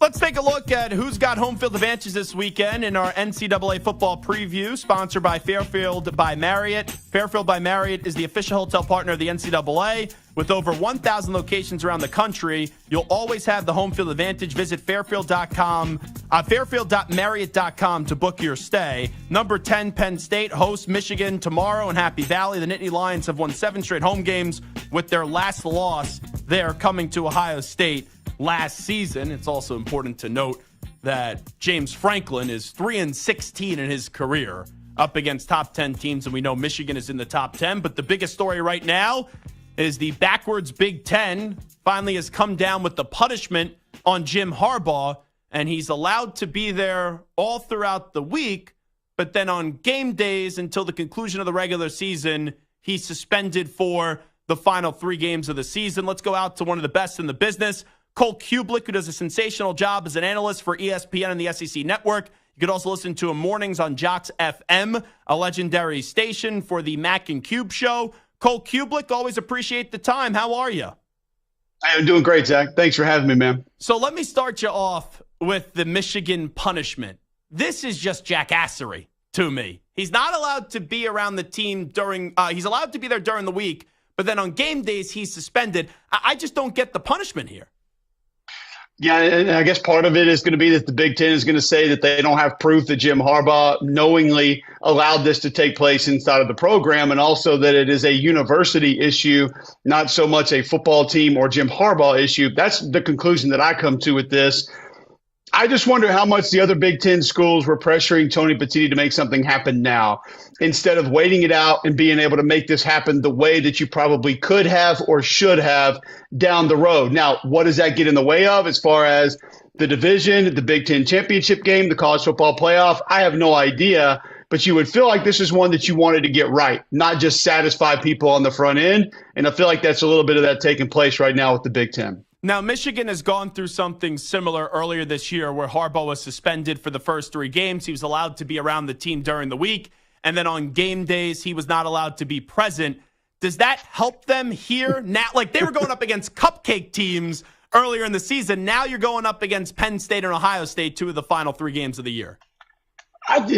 There are going to be 2 or 3, 4 times a game that you're going to just need to understand from an organizational standpoint who offsets the decision-making in certain short yardage situations, field goal, non-field goal, onside kick, special teams fake, things like that. 2, 3 times, 4, 5 times a game max. So once they have the organizational structure down of who's going to handle that and who's not going to handle that, it's not a whole lot different. When I came off the field, I went to my offensive line coach. Sometimes I spoke to the offensive coordinator. The quarterback coach went to the quarterback coach and the coordinator. The running backs went to the running back coach. Not everybody's running up to the head coach, especially a guy who doesn't call plays anymore. So I don't think it does a whole lot. Like you said, Zach, they're used to it. I love the folks, too, that sit back and say, oh, Michigan against the world. This is going to get those guys pumped up. And I was like, look, they did it for the first 4 games of the season. Well, they already know what this is about. They know what this is. So I do think that that could be a part that helps motivate this Michigan football team, maybe more so being a little bit more laser focused, wanting to get away from all this chatter, and that can push you into your prep for a football game, and that can make you want to go be more dialed in on football because that's your great escape as a collegiate athlete. Maybe that's a part that really benefits Michigan moving forward, but other than that, they've already done this, and I don't see how it impacts them too much. If you were commissioner of the Big Ten, what would you have done, Cole Cubelic? It depends on what I knew and what I had and the evidence that was clear. And then obviously when you see other lawsuits being threatened and other schools being drug into this, that is going to be a little bit of an issue, and that's going to be a problem. And I'm going to probably second guess a lot of the things that I'm going to do. If I had stone cold proof of this, evidence of this, he's going to be away from the team for a little while, not away from the team on Saturdays, which could just essentially just be a break from some of the things that you do. And then we're going to have a real hard conversation about the postseason and what's going to happen there. And this is where we run into that big problem, Zach, and we all know what it is. You got a cash cow in Michigan football team sitting there. You cannot eliminate them from the playoff because at the end of the day, Tony Petitti's a businessman, and he wants his business to be good. And his business is good when he has teams competing in the postseason, far into the postseason, maybe multiple teams in the postseason. And there's going to be a big part of them that says we can't risk taking that away. So I was listening to Desmond Howard earlier this morning on ESPN, and he said if this was Nick Saban, you knew Sankey would do nothing.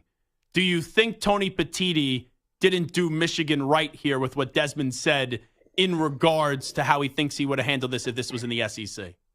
No, absolutely not. I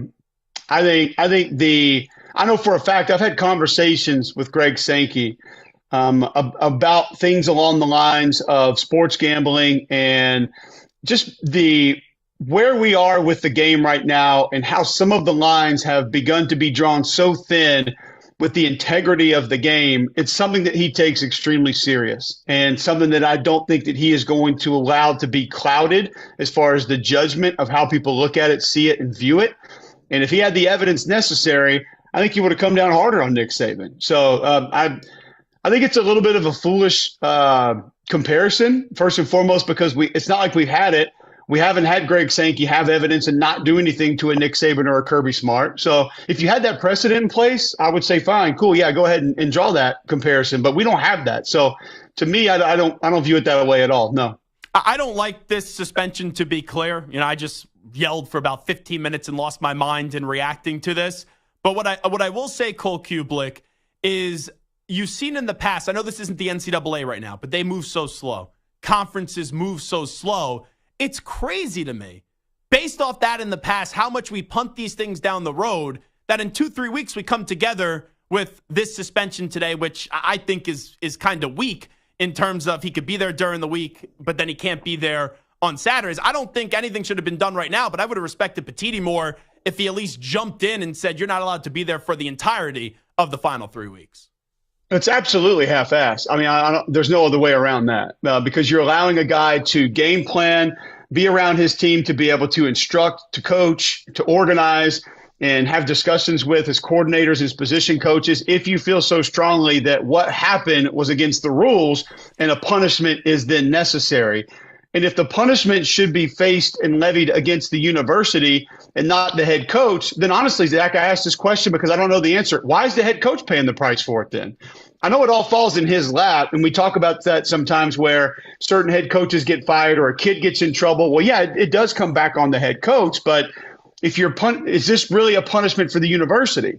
If this is a punishment for the university, they'd be forfeiting games or not allowed to compete in certain games moving forward. So as you stated, it's nonsensical in a lot of ways, and I would imagine that's because they don't really have everything that they probably want to have or wish they had or needed to have to put the kind of suspension in place that we would deem necessary here.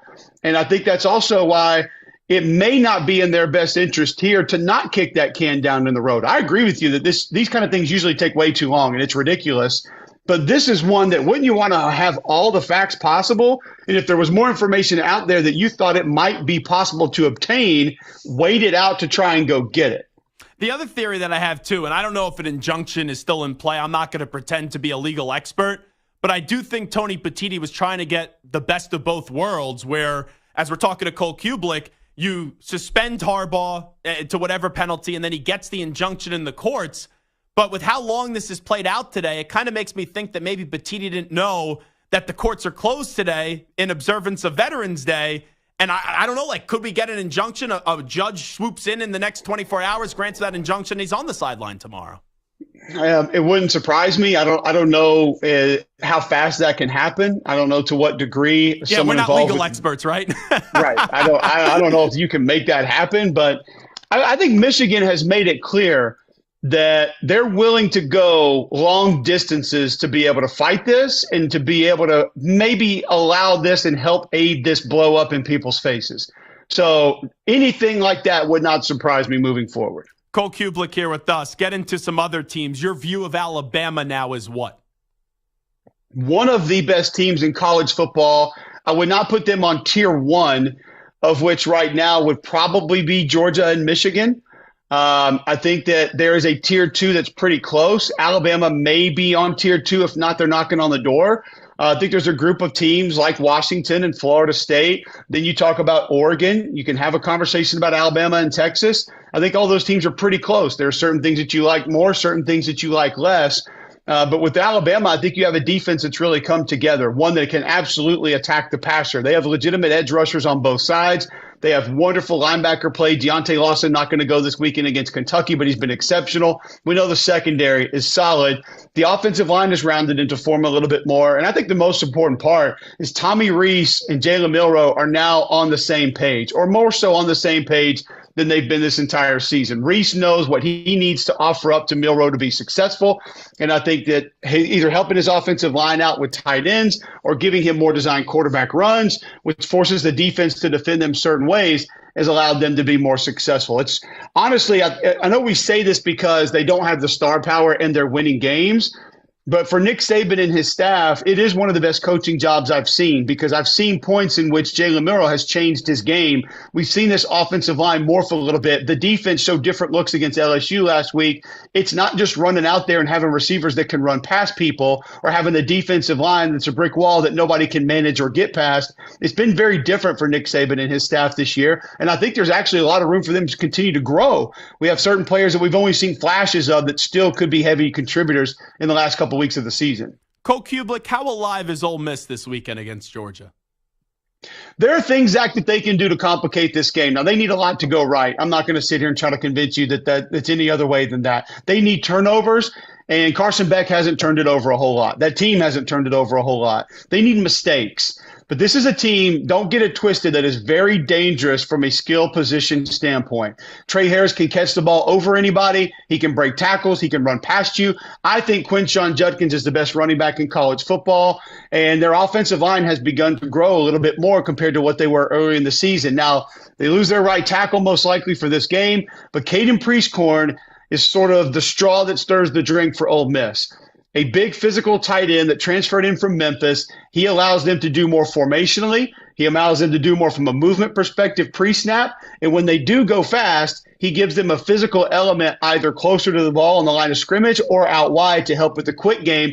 And Jackson Dart's playing great football. He's been pretty efficient. He can run. He can give you some quarterback runs where you create an extra gap and have a +1 in the run game. And their defense, I'm not one of these guys that's going to jump on here and tell you that the defense is night and day compared to what it has been, but it is better and it is more capable in a lot of ways. They are more physical at the point of attack, and structurally, the way Pete Golden runs it, they are absolutely much better against the run than they have been. They're a more responsible defense in that way, and they have guys up front that can make plays. So they're going to give Georgia's defense a lot of window dressing. They're going to utilize tempo at times. They're going to take shots down the field. They have a tight end that can provide some mismatches.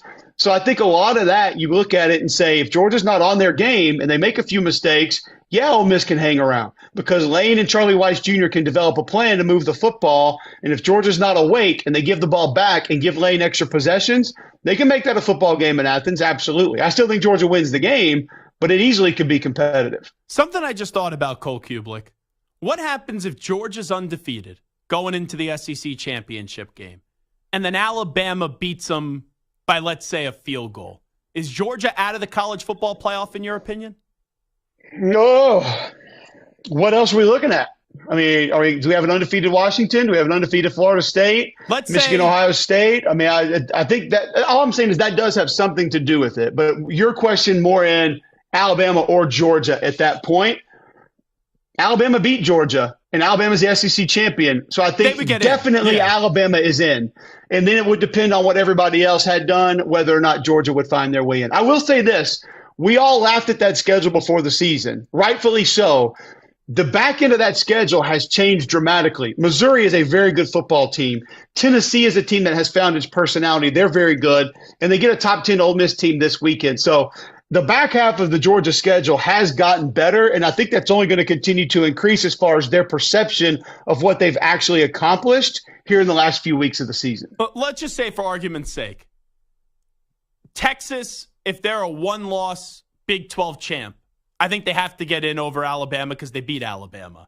If it comes down, I agree with that. If it comes down to just like Florida State, if they lose one game and they don't win the ACC championship game, let's say they lose in the ACC championship game, do you think the committee goes Alabama over Florida State? I think they would. Yes. Okay. Mm-hmm. So that's what you need. And Florida State's resume is underrated. We have all this resume talk, and Florida State's sitting there a couple spots down. And it's almost like they didn't go to Clemson and win. And they didn't beat LSU to open the season. And they don't have a good win against Boston College. They do. It's just sidebar. I don't know why Florida State gets no credit for their resume when it's actually pretty good. Yeah, I just think it's the way that, and this is always the thing that I hate the most. I look at the wins, how they happen when they happen. A lot of people see how the wins age. Like the LSU win was tremendous in the moment. They blew them out. Those are two teams that had national championship aspirations before the start of the season. And now we look LSU a little bit sideways because their season hasn't panned out. That's what's always bugged me with this. Sure. And we shouldn't, because LSU had national championship aspirations 5 days ago, 6 days ago. I mean, when they kicked off against Alabama, they were in the national championship race. So just because Alabama knocked them out and they've lost a couple of games to national championship contenders, of which I think you can still qualify Ole Miss there for right now, I don't think we should look at them and say that they were never in that picture or never count as a quality win. All right, so last thing I'll ask you here. Who are your four teams? When it's all said and done after conference championship weekend, who do you think the four teams will be that get in? I think Georgia runs the table. I think they'll be in. I think Michigan runs the table. They'll be in. I think Texas will win out and get in. They get Quinn Ewers back this weekend. We've seen a little shaky last couple of weeks without him. I think they get him back, and that sort of ignites them the rest of the way through. Be careful November 18th in Ames, Iowa, though. That is going to be much more of a dogfight than people imagine. And obviously Oklahoma, again, is going to be difficult. And right now, I would probably say I think they haven't looked great recently, but I'm just a big fan of Kalen DeBoer and Michael Penix and how that offense operates. We saw him get downhill with Dylan Johnson last week. I still think Washington finds a way to get it done. It is Washington and Oregon both have a tough couple-week stretch here, but I think Washington's the one that finds a way to finish it out. So you would go one loss, Texas in, over, let's just say, an undefeated Florida State that wins the ACC? That would be a little bit of a different conversation. I thought you were just asking who I think actually makes it in. If Florida State were to win out, I mean, I think Florida State's probably got to be in. Gotcha. Now, if you're talking a one-loss Texas against an undefeated Florida State, I would still probably lean undefeated Florida. That's an ACC champion. I think they value that. So you think they Florida would value State's the undefeated season? Here? You think Florida State's going to drop one is what you're saying? Okay, gotcha. At some point, yeah. Well, great conversation. I always enjoy talking college football with you. I probably could do it for another 30 minutes, but then my producers would start just telling me I have to get fired and leave the studio. So always do appreciate it. What game do you got, by the way? I see you're in a hotel. What game you got this weekend? I am. I'm in Baton Rouge. I've got Florida at LSU. So excited to see how LSU bounces back and see, Florida and Billy Napier, they're still scratching and clawing. So should be a really good one. The environment should be fantastic. We'll go get some gumbo. We appreciate the time. Thanks so much. Thank you, Zach. There he is, Cole Cubelic joining us on the Zach Gelb Show on CBS Sports Radio. Let's get to Rich Ackerman with the latest CBS Sports Radio update.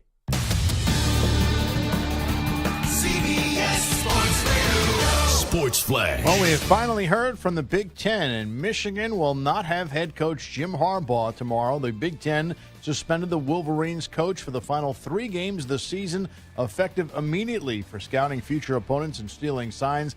He will be able to lead the team during the week and in the postseason, but not tomorrow in Happy Valley and the final 2 games after that. Kyler Murray is back. The Cardinals quarterback will start Sunday against the Falcons. T. Higgins is out as expected. The Bengals wideout won't play against Houston because of a hamstring injury. Sam Hubbard is also out. The Vikings have listed Justin Jefferson as questionable. For all the moves of the offseason by the Celtics and Bucks, the best team in the East so far has been the Sixers, who have rolled off 6 consecutive wins after falling in Milwaukee on opening night. They'll face the 2-7 Pistons in Detroit. The Sixers beat the Celtics on Wednesday. Boston will host the Nets after beating Brooklyn last weekend. The Mavericks have the second best record in the West at 6-2. They will host the Clippers. Blazers center Robert Williams III reportedly heading for season-ending knee surgery. I'm Rich Ackerman. CBS Sports Radio is everywhere, Perloff, at home, in your car, and, of course, on your phone and tablet. Maggie, you can find us on your local affiliate, Sirius XM Channel 158, or the free Odyssey app. CBS Sports Radio.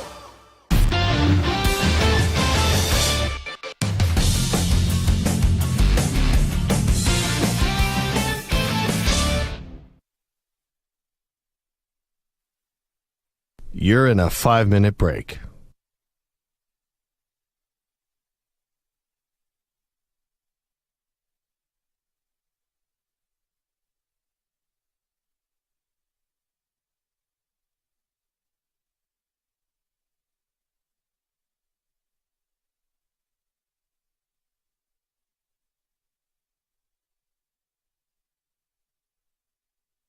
Four minutes, 30 seconds remaining.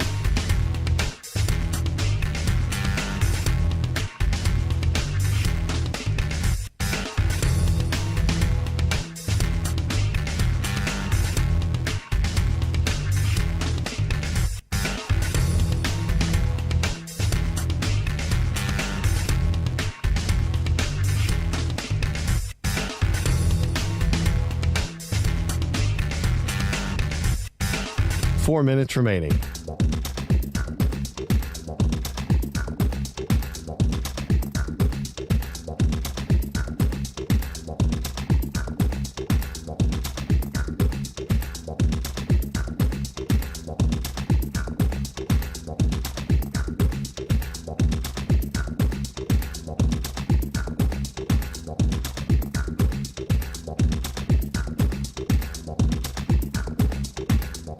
Three minutes, 30 seconds remaining.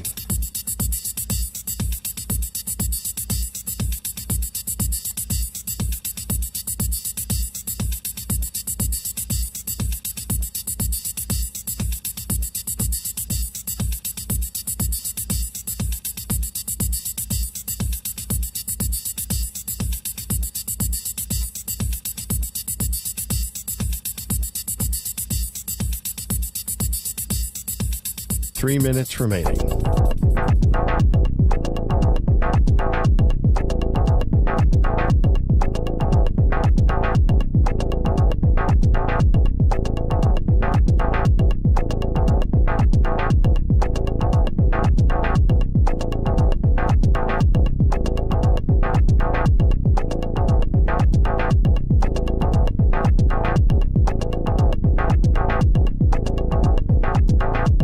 Two minutes, 30 seconds remaining.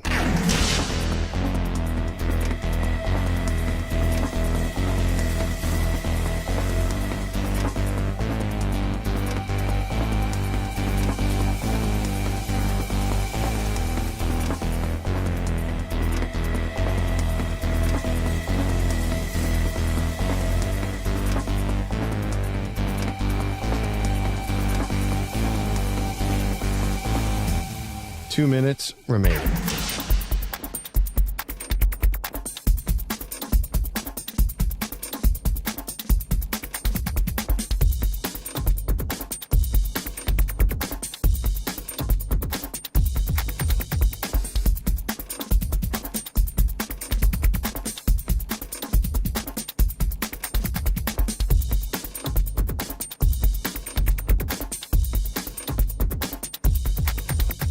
One minute, 30 seconds remaining.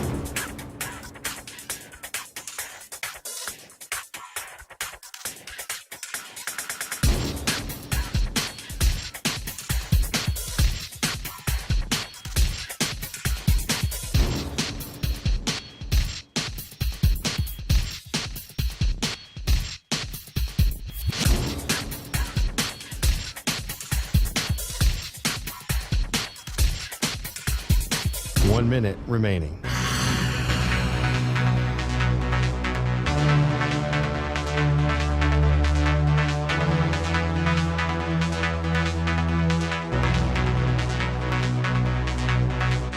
Forty-five seconds remaining.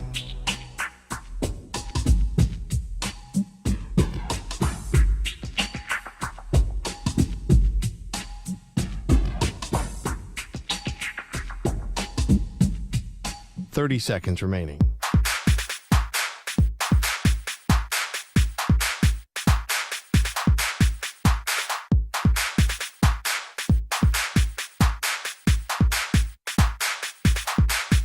Fifteen seconds.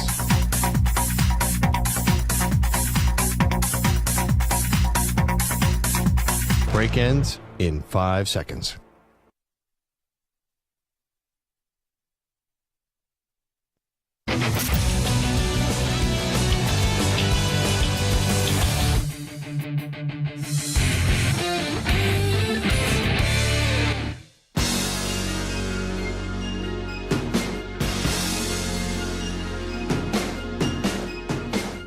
He's live. He's nationwide on CBS Sports Radio. This is the Zach Gelb Show. Kevin Harlan, good luck the rest of the way. We'll see how many more games we have in the NBA. And then once again, we can't wait to hear you come the fall for football.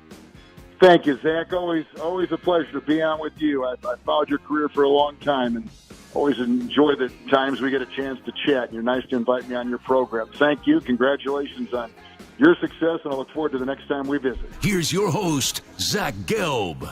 You can stream the NFL on Westwood One for free.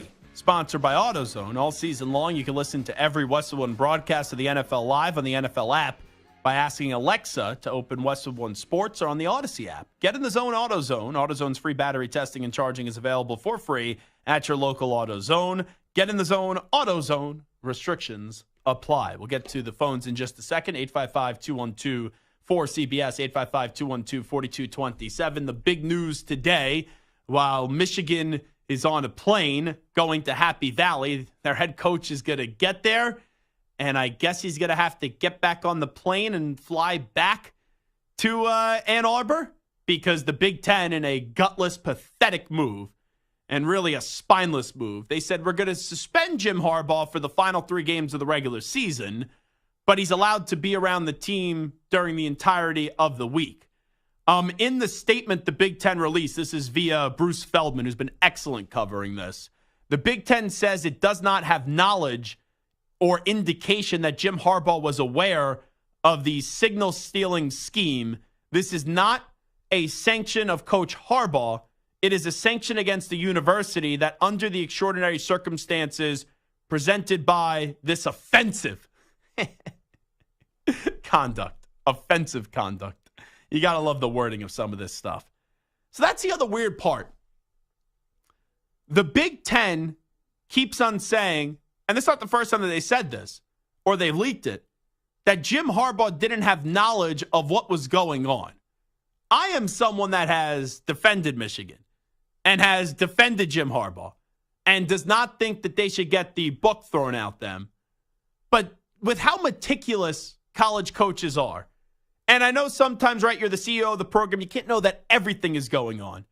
But if this scheme was actually this big of a deal, you're going to tell me that the head football coach had no clue that it was going on? And even though Connor Stallion seems like a very interesting and peculiar dude, that he was just going rogue here, that's a really tough buy for me.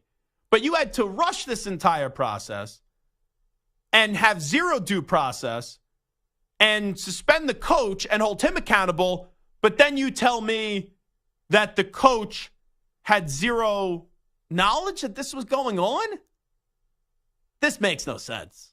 This is completely backwards, and it just shows you how lost Tony Petitti is as the commissioner of the Big Ten. Now, Biff Poggi, who's an absolute legend, and he's the coach at Charlotte that is like a real man's man, a real football dude, and he wears the tank top or the shirt with the sleeves cut off, and he's just awesome.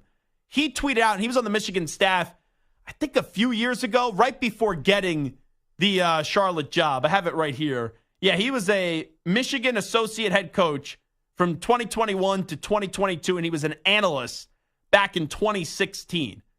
Biff Poggi takes to social media, and he says, I have been quiet on the Michigan situation, but no longer.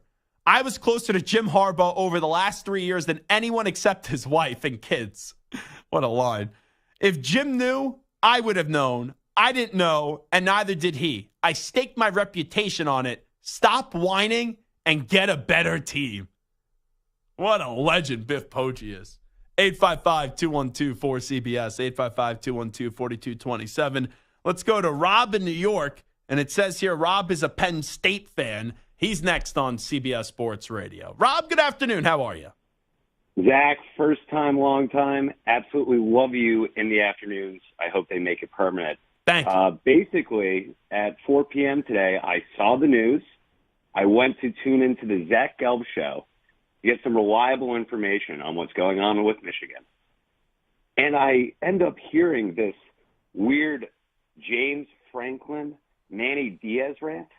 These ricochet shots, completely unnecessary, and I will tell you why. Well, it was very unnecessary for Manny Diaz, Snake Diaz, the other day, doing all these signals and these signs and poking the bear here. He should shut up, and he should go coach some football and try to have his defense get ready this year up against Michigan. Yes, one of the best defenses in the NCAA, but we'll stick to the matter at hand, which is the Michigan cheating scandal. This is the last thing that Penn State wanted for Harbaugh to get suspended today. Number one, and you saw it, again, different situation because the head coach got fired, but you saw it with the Raiders versus the Giants. There is a momentum effect when either an assistant coach or something of this nature, when a new coach comes in and all the controversies with him, that motivates the team. If Harbaugh was still on the sidelines and this was, sort of a dark cloud hanging over their head, I think that would have been a lot better for Penn State than, they're going to be playing us versus the world, have all the momentum in the world for Michigan tomorrow. And then secondly, if Penn State does pull it out, it's going to be looked at as not a real win because Harbaugh was not on the sidelines.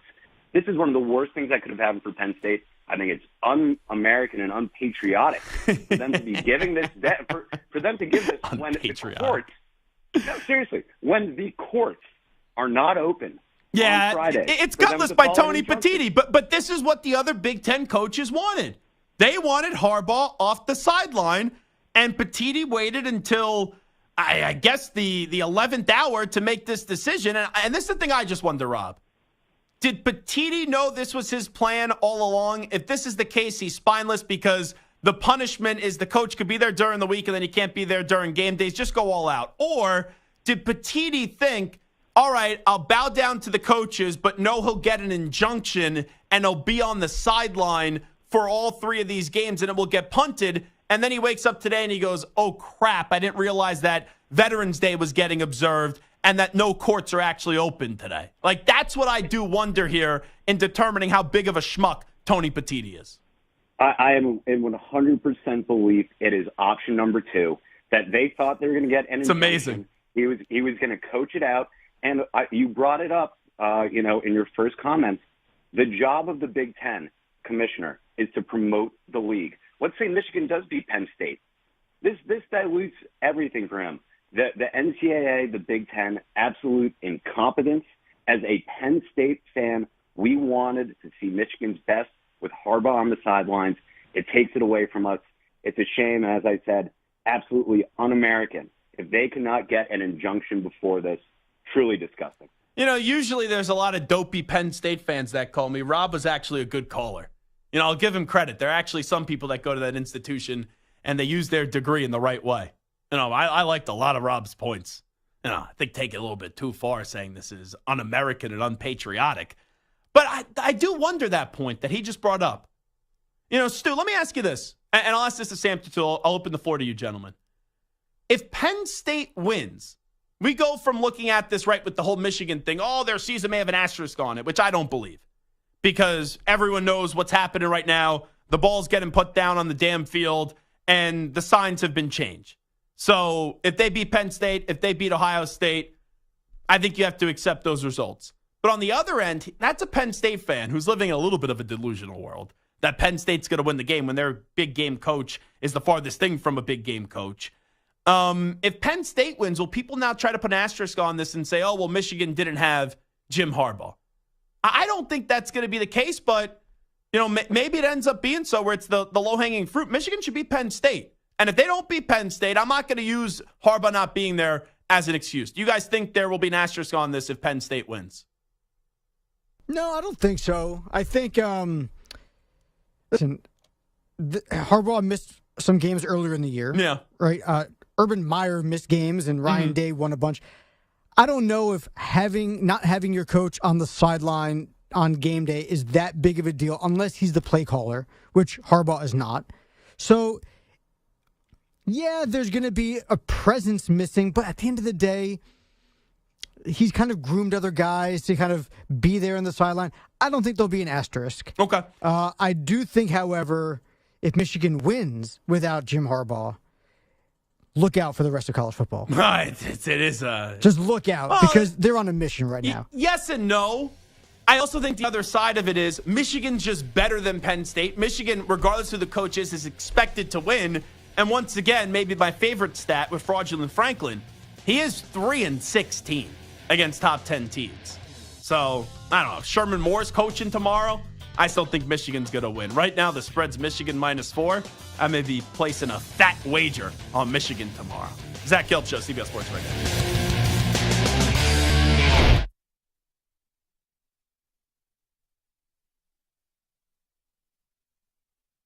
You're in a 5-minute break.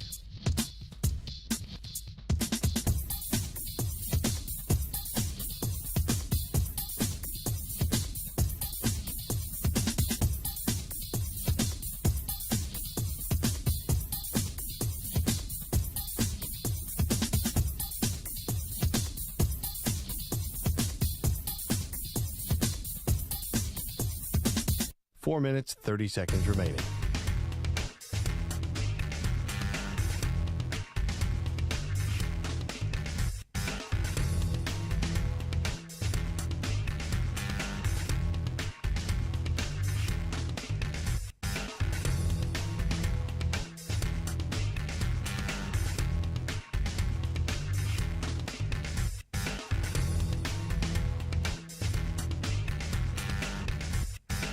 Four minutes remaining.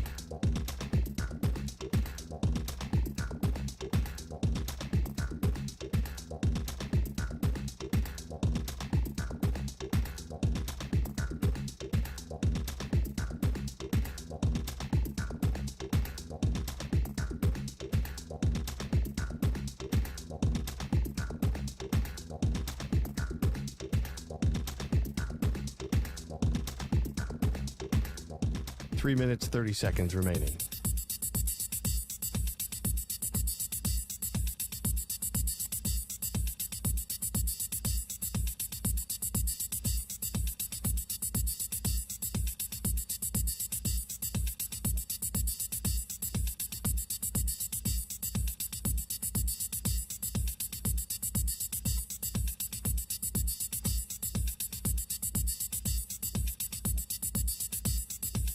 Three minutes remaining.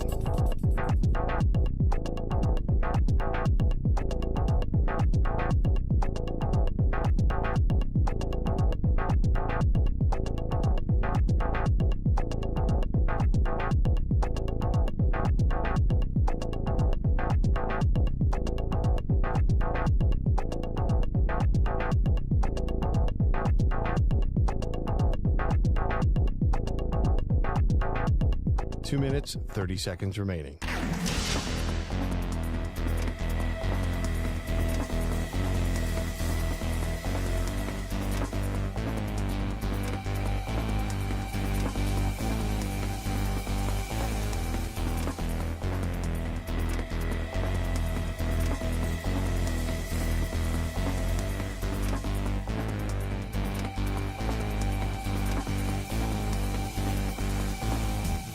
Two minutes remaining.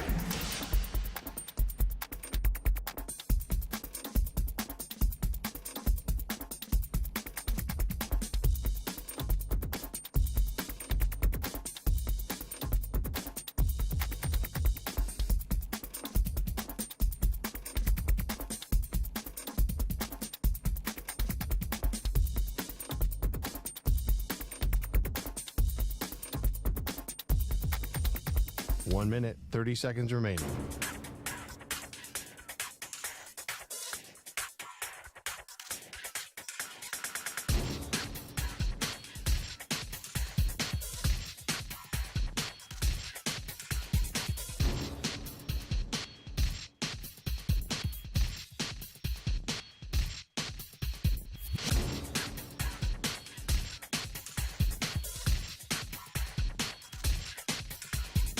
One minute remaining.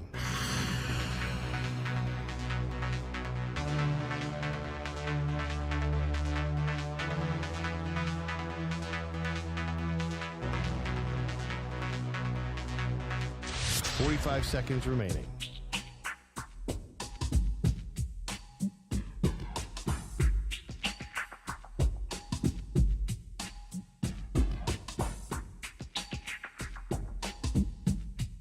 Thirty seconds remaining.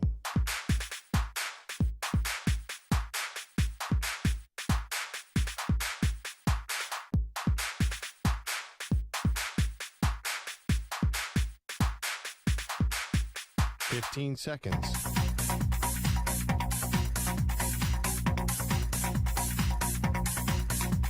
Break ends in 5 seconds.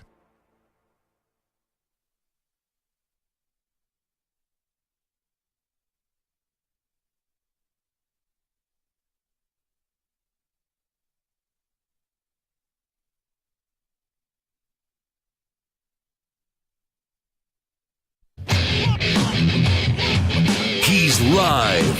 He's nationwide on CBS Sports Radio. This is the Zach Gelb Show.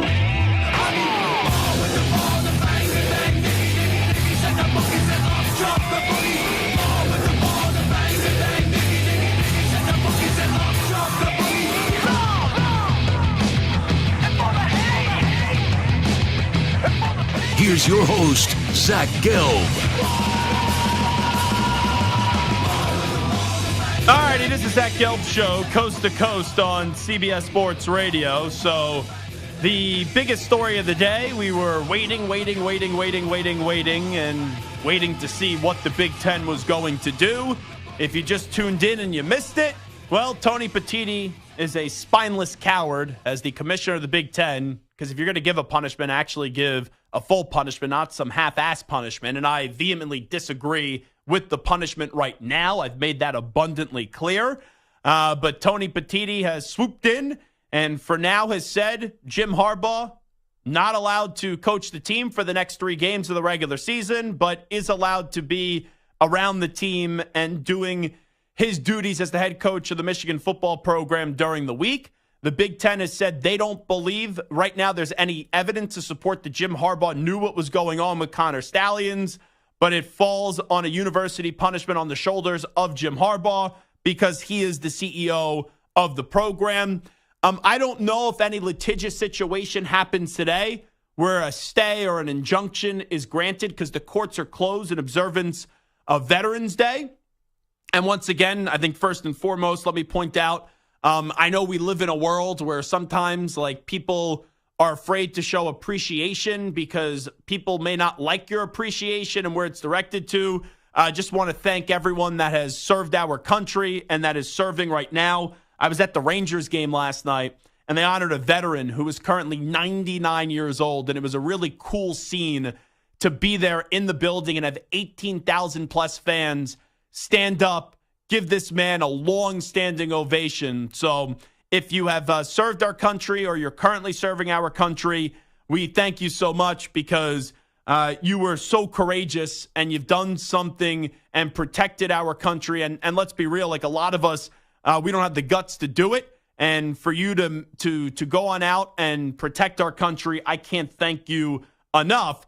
But right now, getting back to the Big Ten, it's interesting where they give this suspension today and they do so when Harbaugh's on a plane and he's traveling to Happy Valley and he's going to land. And I'm sure they have Wi-Fi on the plane. I'm sure they all know what's going on. But now Jim Harbaugh is going to have to go back to Ann Arbor. I don't know if he could stay in the hotel or whatever it is, but he's not going to be allowed to coach the team tomorrow. So in the immediacy, I would imagine that nothing's going to change in less than 24 hours and he won't be on the sideline tomorrow. But then you have 2 more games, and I wonder if you do get an injunction from then and if they want to pursue that, and I would imagine that they will. And if you missed the Penn State game, okay, I'm not saying it's a small game. It is a big game. It's Michigan's first big game of the season. But I think all eyes really turn to the game in 2 weeks going up against Ohio State, and you wonder if Jim Harbaugh is going to be on the sideline for that game. So that's the latest. I do not like what Tony Petitti did today. I think it's stupid. I think it's pointless. And it's really half-assed, and it once again shows that the Big Ten does not have the right leadership in place as the commissioner for the Big Ten Conference. But anyway, without further ado, we update you on some of the biggest stories in the world of sports with some audio. Let's get to a news brief.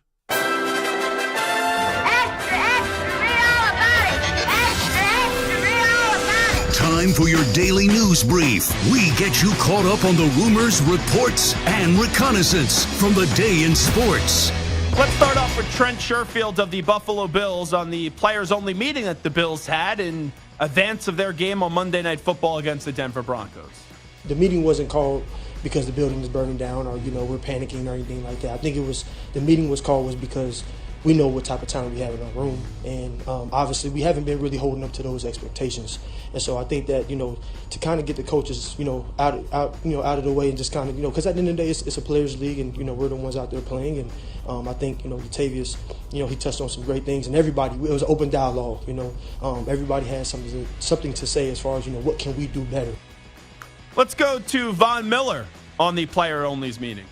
Whenever you have a players-only meeting, it's just all about ownership, and that's where you really get the best benefits of playing great ball and guys being aware of the type of ball that we're playing is having complete ownership of everything that we do in that football field, because it's just us out there, and the more ownership that you have, the more self-awareness that you have, the more team awareness that you have, and you can easily adapt and evolve to whatever adversity or problems that the season brings.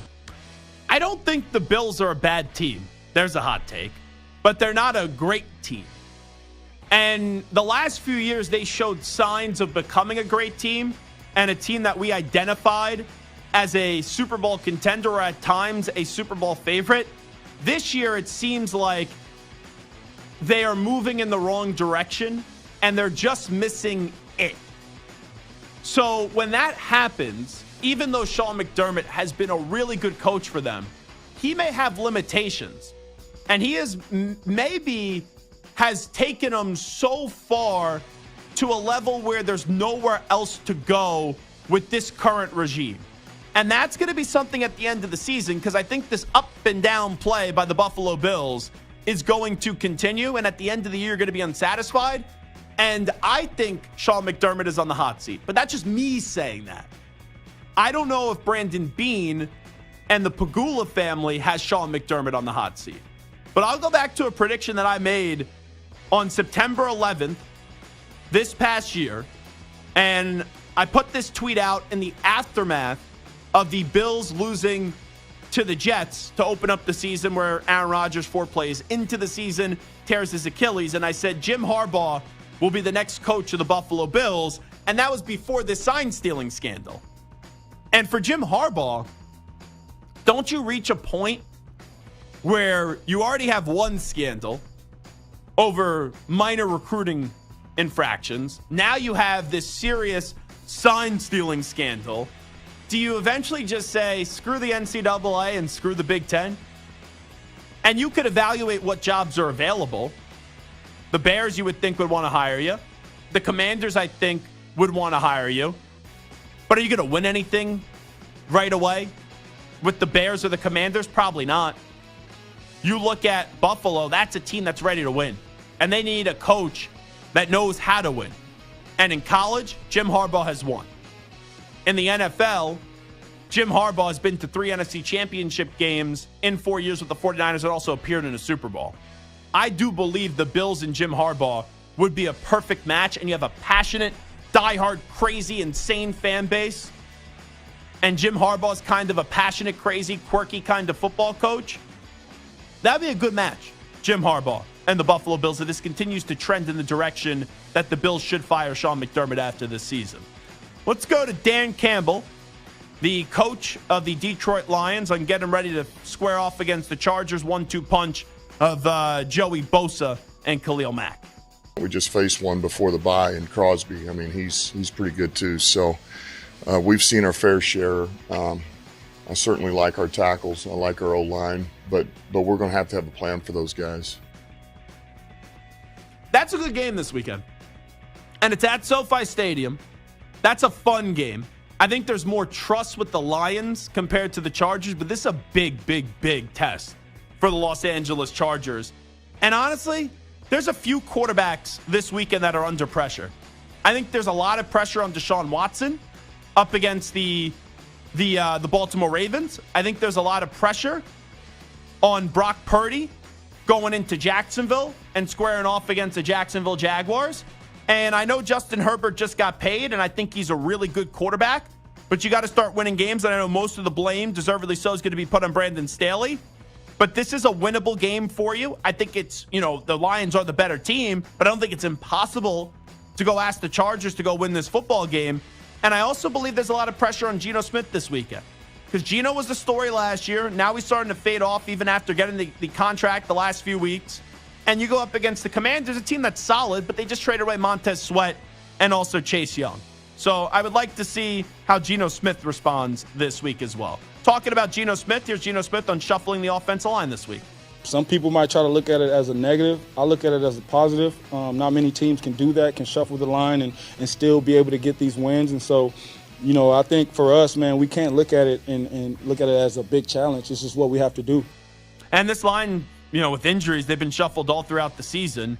And it's not like the Seahawks are having a bad year, but they're currently sitting at 5-3 and coming off that blowout loss to the Ravens. You just wonder, all right, your 2 biggest games of the year, the Ravens and the Bengals, you lose both of them. Is this just a good team, or can this team become a great team? And I think this year, they're just a good team. Here is Mike McCarthy on Dak's progression this season. I think if you look at the way our season went in the first 6 weeks and now, what we've done the last couple weeks. So, yeah, he definitely has total control of the offense. Well, Dak played a good game last week against the Eagles. But even with him playing a good game, you had the ball twice at the end and they couldn't get the ball in the end zone. And I still can't believe they had the ball down on the Eagles' 6-yard line and their final snap was taken at the Eagles' 27-yard line. So, yeah, he's progressed. He's been good. But has he progressed in the big moments? No. It's still the same old, where when the game's on the line, regardless of how well he played prior to that, he can't get the job done. Here is Baker Mayfield on the Tampa Bay Buccaneers losing streak. Don't dwell on it. You go over, you watch the film Monday, Tuesday's your day to recover, watch film, prepare for Wednesday practice, and come out really focused and headed towards the same goal. And that's trying to find a way to win on Sunday. No, good luck. Because I think this team is starting to realize the impact of the loss of Tom Brady, where there's a ton of uncertainty now at the quarterback position. And Baker Mayfield has his ups and downs as well. And last year, there was a ton of problems in that Bucs offense that was with Tom Brady. Now you don't have Tom Brady. And yeah, the team has a good defense. They got off to a good start. Baker, he does have guts, and you see it for a little bit, but it's not sustainable throughout the duration of the season. And there's a reason why Tampa Bay is now 3-5. Here is defensive coordinator of the Giants, Wink Martindale, on Xavier McKinney, one of his defensive backs, saying coaches don't listen to the team leaders. It seems like that really hurt you, though. Yeah, it did. It did. Because that's, I've always been open and I've always been honest with players. And I think if you have a problem, it's just how we handle things in that room. It's crazy how it changes from one year to the next. Giants had such great team chemistry a year ago, and now you have a player saying coaches don't listen to team leaders and a coaching staff that's now getting called into question. Here is the best story from the NFL last week. Joshua Dobbs, the quarterback of the Minnesota Vikings, got traded to Minnesota on Tuesday. Wasn't supposed to play in the game. Then an injury happens to Jaron Hall, who was making his first career NFL start, out with a concussion. Dobbs comes in, is a part of 3 touchdowns. Here is Josh Dobbs on his trade to the Vikings and the craziness of this process. It's via the Torchbearers podcast. JG, the head coach in Arizona, calls me to his office, and he says, hey, we're going to start Clayton Tune in Cleveland, and this is leading up to Kyler's return. Woke up Tuesday morning with a text from my agent saying, hey, you could be traded today. And listen to this. When I had my meeting with JG in Arizona, he looked at me in the face and he said, you're not getting traded, you're not being released, you're going to be here in Arizona. I was like, okay, cool. And so then I woke up to that text. I was like, today's about to be nuts. He calls me back at 11. He says, you're getting traded to Minnesota. Whatever was told to you, something different has happened. I always love when NFL head coaches can't be honest. Like Joshua Dobbs, a respected veteran. He's playing on your team that stinks this year. How many times are you going to tell him he's not going to get traded and then he does get traded? Now, I know you can't tell the player the full story, but once you go to Clayton Tune, that should have been enough to tell him, hey, we're on the verge of trading you. So, that's just football, though. Coach Prime, Deion Sanders on the fights in practice. This courtesy of the Colorado Football Coaches Show. Man, we've had a great week of practice. We had a couple fights, which I like. Is that a good thing? That's a great thing. Right. Yeah, when you have a couple fights, that's a great thing. And I always want to know who won because I keep records. Yeah, I don't break them up. Some coaches break them up, but I don't break them up. Because some guys fight hoping for the breakup. No, we're going to let you go. I love Coach Prime. He's so different, and different is good. And I believe in what he's doing, even though they're not having the most wins as we thought they were going to have. Like, before the year, no one thought they were going to win this many games. Then you win the first 2 games of the season against TCU and Nebraska, and it changes expectations, and this team comes back down to earth a little bit. But with a full offseason, and you're going to hit the transfer portal, and I know they just did that with overhauling 80% of the roster, but now there's some excitement around Colorado. I can't wait to see what this team does next year. Here is Chris Rock convincing Caleb Williams to go to the Jets. I have not heard this yet. Listen up. The Jets. That's what we want. We want the Jets. So bad. You want the Jets. You want Chicago. You want to go there? You want to go to the Redskins. You want to go to the Jets. There's no place you would rather play than the Jets. Where do you want to live? So I'm a little bit confused. I've not seen the video here, Samter. Was Caleb Williams with him? Yeah, he was in the room with Caleb Williams, and Caleb Williams and his friends were all just like laughing their asses off. So Caleb Williams was the way I envisioned that was Chris Rock is in the room.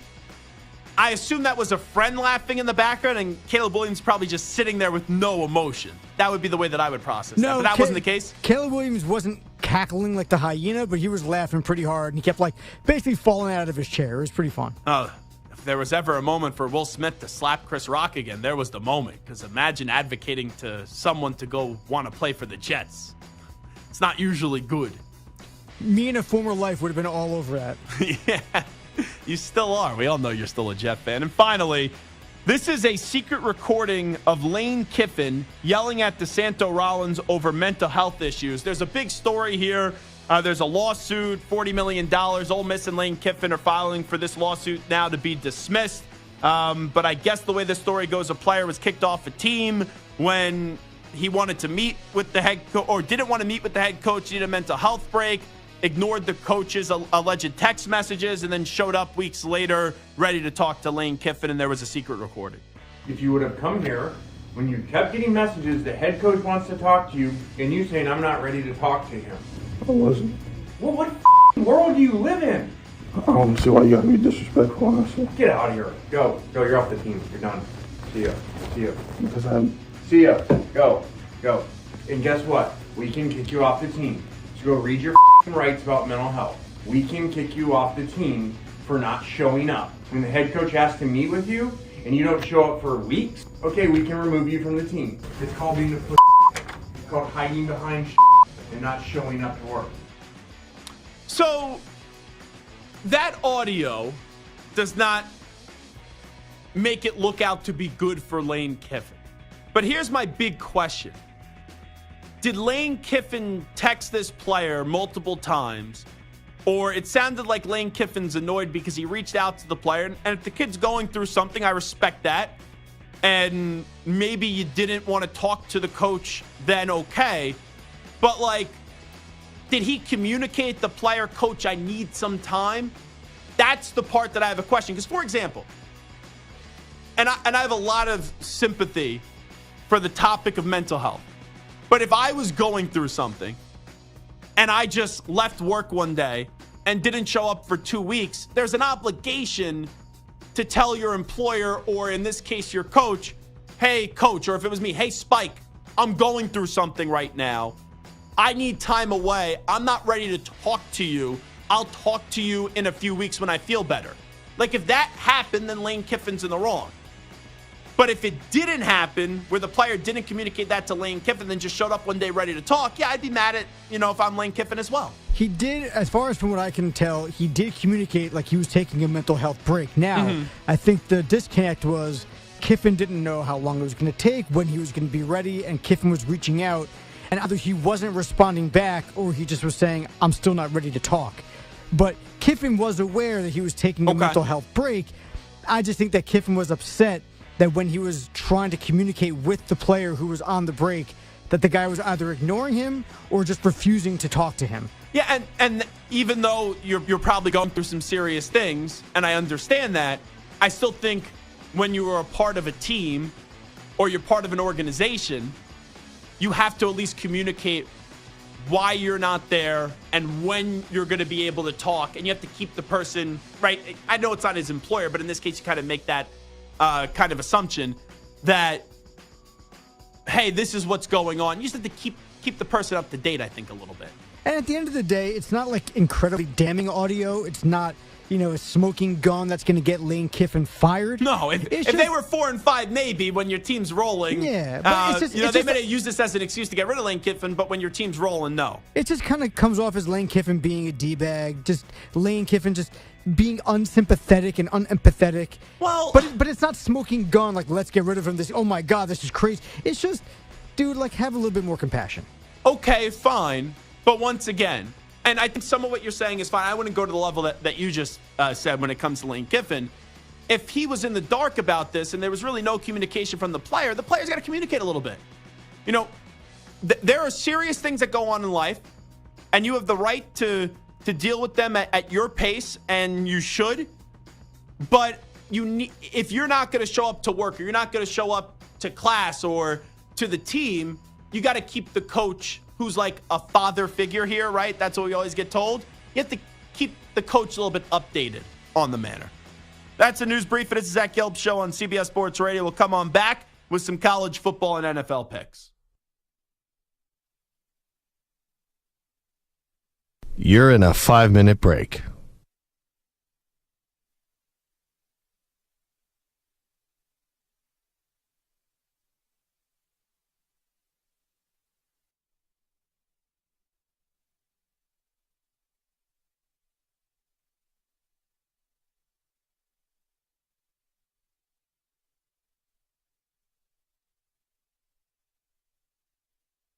4 minutes, 30 seconds remaining.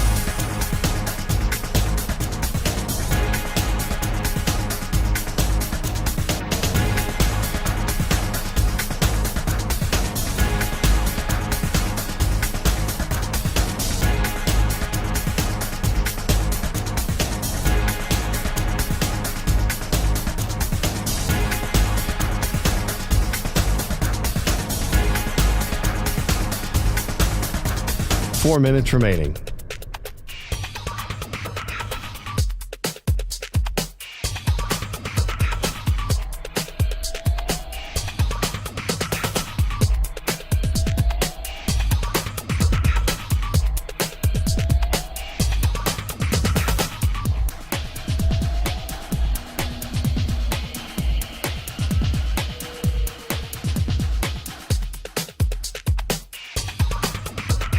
Three minutes, 30 seconds remaining.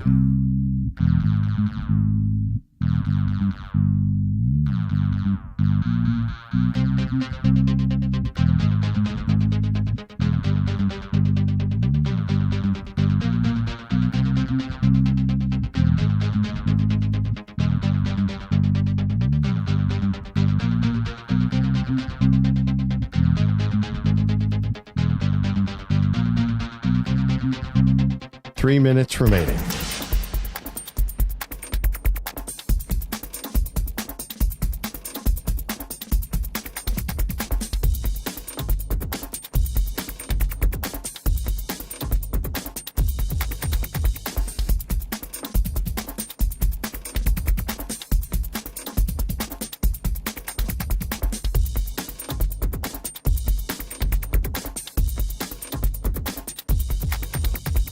Two minutes, 30 seconds remaining.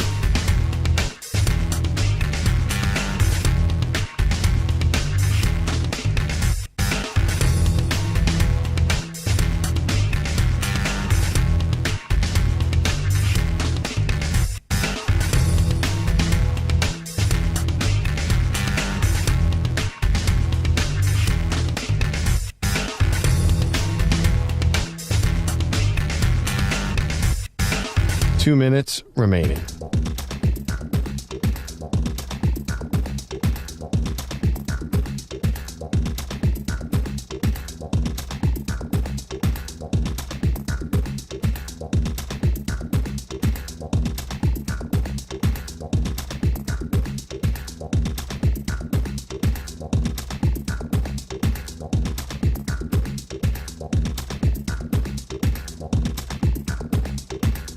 1 minute, 30 seconds remaining.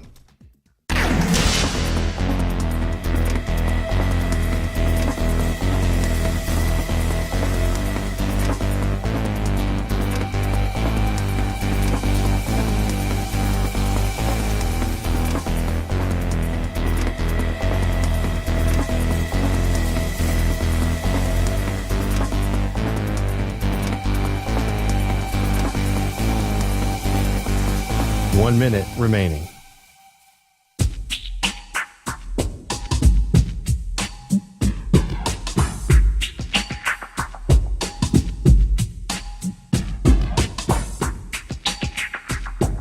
.45 seconds remaining.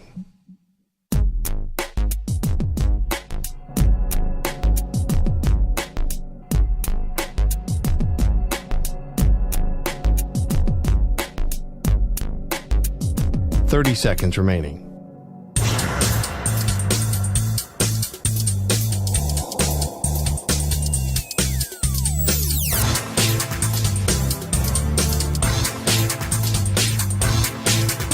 .15 seconds.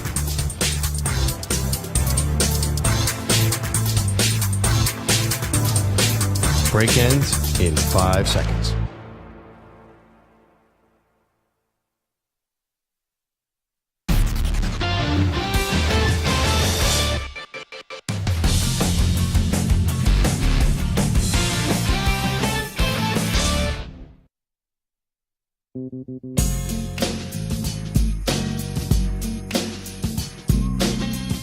He's live. He's nationwide on CBS Sports Radio. There's morons and then there's Josh McDaniels as a head coach. And this jackass goes, oh, don't you talk about the Patriots that way. It is one of the more inconceivable things and laughable things that I've ever heard. The great Larry David couldn't even write that script of comedy. McDaniels must have known he was getting fired, and he was auditioning for Saturday Night Live. Because when I heard that over the weekend, my chest was hurting because I was laughing. I fell down. I hit the floor because Antonio Pierce came and saved your ass. And you go, nope, I'm going to throw more gasoline on the fire. How dare you, Antonio Pierce, talk badly about Bill Belichick. This is the Zach Gelb Show. Here's your host, Zach Gelb.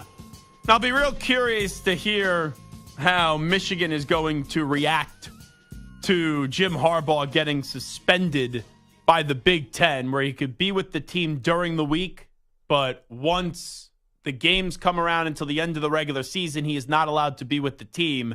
This suspension did break and did come on down by the Big Ten when Michigan was traveling to State College for their game up against Penn State. There was a photo that was just released by Ryan Parsons, who covers Penn State, and he has Jim Harbaugh on the tarmac. And it looks like it's an emergency meeting of the minds, as it's Harbaugh with 6 football personnel people or administration people, and they're gathering together. I wonder does Harbaugh stay at the team hotel? Does he order some food tomorrow? They have a place which is really good for some of the weirdos in the chat in State College. It's called Are You Hungry? And this is at Penn State, and it's definitely the marketing strategy is drunk, late night, hit the weed pen, hit a little bong or whatever, student that does participate in those activities, and they go and they have these wild sandwiches. There is a sandwich there. It's called the Fat Bitch. That's what the sandwich is called. And I have had this sandwich. And if memory serves me right, and my memory may be a little bit hazy from when I did go to Penn State all those years ago as a visitor, it was like a chicken cutlet with bacon and mozzarella sticks on it with French fries on top of it. So you have to be in a real gluttonous mood, or maybe not know what mood you're in, if you're going to participate at that store called Are You Hungry, I believe was the name of it. So maybe Harbaugh wants to go there to eat some of the sorrows away. So Jim Harbaugh not allowed to coach in the final 3 regular season games, but he's allowed to be with the team during the week. I'm going to imagine that maybe after this weekend there's an injunction that's granted or a stay that's granted so he could be on the sideline up against Ohio State. I also wonder this. If you're Harbaugh, do you maybe not want to pursue anything legally, or have the school pursue anything legally, and you just go, I know how great my team is. I'll get them ready during the week. I'll let a guy on the staff shine and get to coach the team. And we've been through this similarly during the year, earlier in the year with the 3-game suspension. They were up against cupcake teams. Do you maybe just say, let them do what they want to do, the Big Ten. We'll still find a way to get to the Big Ten championship game and embark on another run in the college football playoff? The one thing I would say is if he actually is guilty of doing something wrong, I would say the less amount of discovery and legal in-depth look into what was going on is probably better. If he thinks he didn't really do anything wrong and this is more Stallions doing this on his own and some of the other coaches and him kind of not really being in the know, kind of like if you think about the college basketball scandal with Adidas and Nike, how all those assistant coaches got in trouble and fired, but the head coaches all kind of skated out of it for the most part. So it seems like there's kind of an accountability thing. If he thinks that he can get away with it and he didn't do anything wrong, then I would say go for the injunction and try to pursue this. But if there's kind of a smoking gun back there, just let it lie and take your 3-game suspension and move on. Well, if you get the injunction, it doesn't mean that you're going to go through with the legal process. I feel like that just punts the ball down the road, and then maybe they pull everything. Certainly possible. Certainly possible. I mean, it would be sad not to see a Ryan Day, Jim Harbaugh handshake at midfield. I don't think that's going to be much of a handshake. Yeah. That may turn into, remember when, actually, it was Jim Harbaugh. And Jim Schwartz. And then if you saw last week, Jim Harbaugh and the Purdue coach. Yeah. That was a very cold, very unassuming handshake as well. Well, I think Harbaugh was like all down for the handshake, and then the Purdue coach, Ryan Walters. That's it. Wanted no part about that. I was about to say Rex Walters. That was the former NBA assistant coach. So, yeah, Ryan Walters was like, I have no respect for you. He gets on his college radio show bitching about the scandal. Hey, coach, Michigan could have handed you their playbook. Your team still had no chance up against Michigan, if we're being real. All righty, Ryan Horvat is on vacation this week, so we won't do picks with him. I guess cue the NFL music, Stu, right now. I'll give you 3 college football picks for this weekend and then 3 NFL picks as well. All righty, let's start it off in State College. I was nervous about this spread earlier in the week. It's gone down from 4.5 to 4. I think this may go to 3.5, 3 points by kickoff. I'm going to lay the points with Michigan.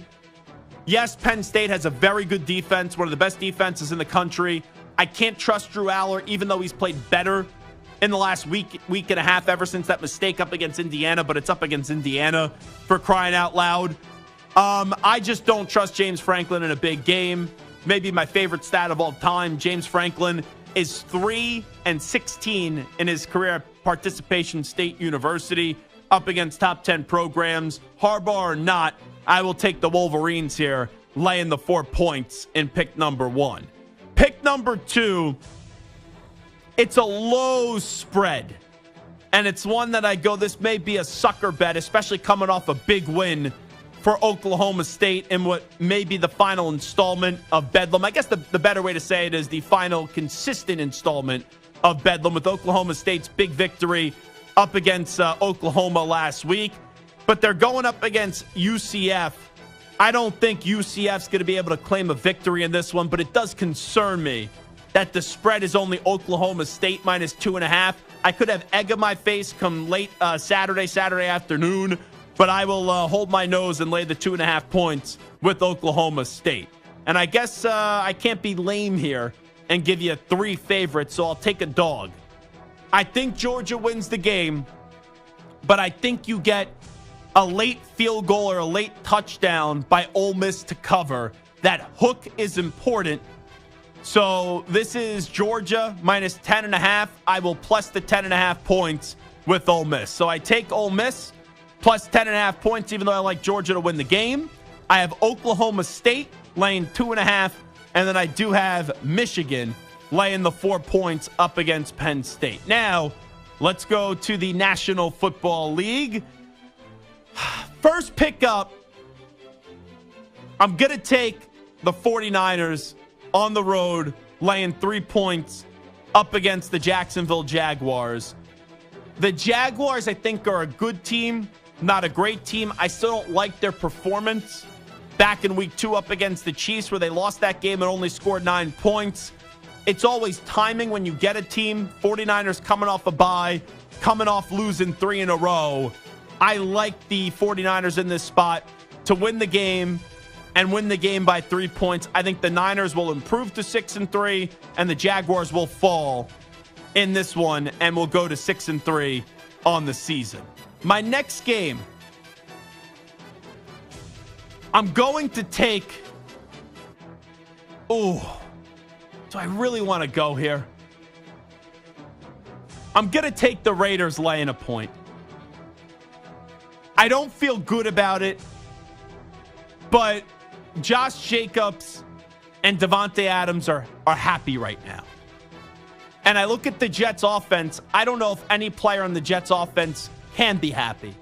This is a pick 'em pretty much. It's a low-scoring affair. I don't think there will be many points here. It's tough to trust Aiden O'Connell, but I can't trust Zach Wilson. I think the Raiders find a way to win the game, and this may be 17-13. I think we're going to see a really sloppy game, but I do like the Raiders laying a point. So I like the Raiders laying a point, and then I also like the 49ers laying 3 up against the Jacksonville Jaguars. And then finally, I'm going to take Tennessee. I'm going to go with an underdog. I know it's a small spread. Tampa Bay laying a point. I'm going to take Tennessee on the road plus a point. I know Tampa Bay's defense is really good, but I like the way that Will Levis has played the last 2 weeks. And Tampa, I just don't know what you're going to get on the offensive side of the football. I think this is a solid week for Will Levis and Derrick Henry as well, even though the Bucs' run defense can be tough. But I like Tennessee laying a point, plus a point this week, and they'll win the game obviously outright up against Tampa Bay. So those are the picks in college football and the NFL for another week of our football season. We will take a break. But first, let's toss it over to Rich Ackerman, who's standing by with the latest CBS Sports Radio update.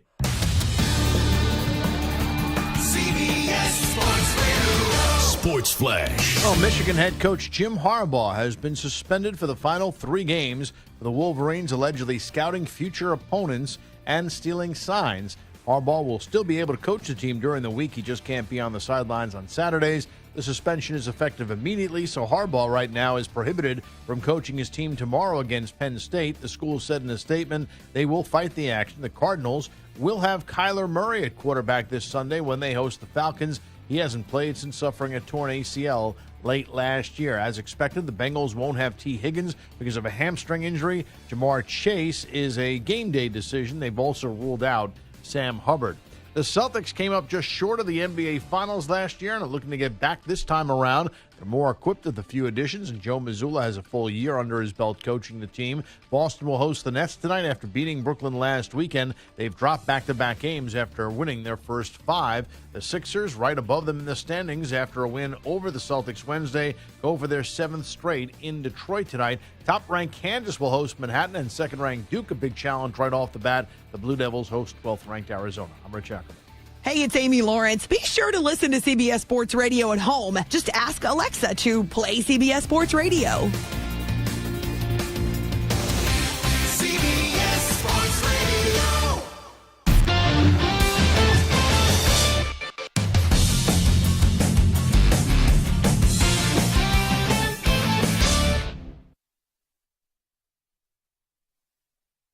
You're in a 5-minute break.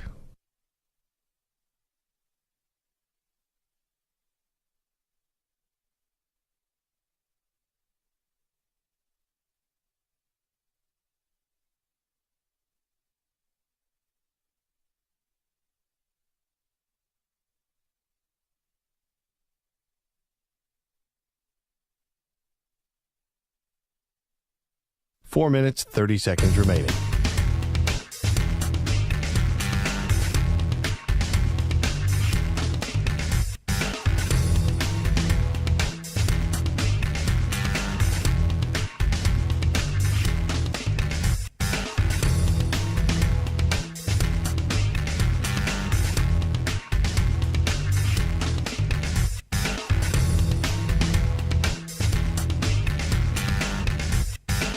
Four minutes remaining.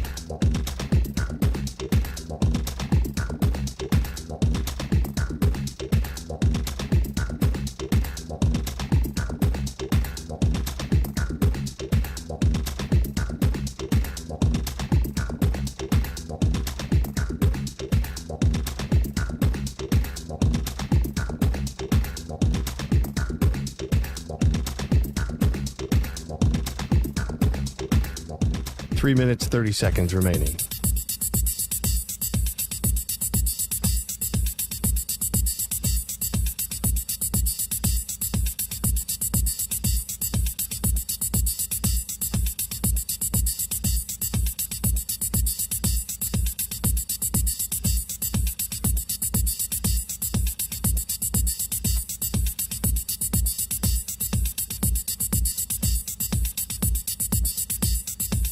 Three minutes remaining.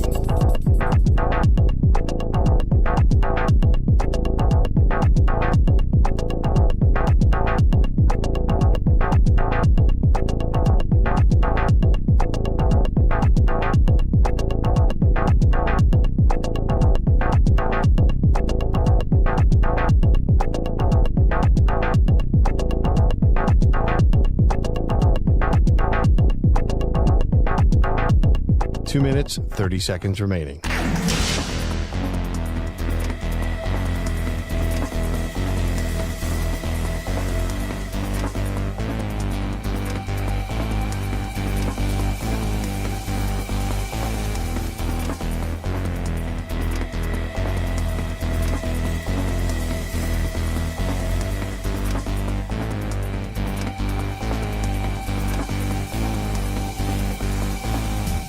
Two minutes remaining.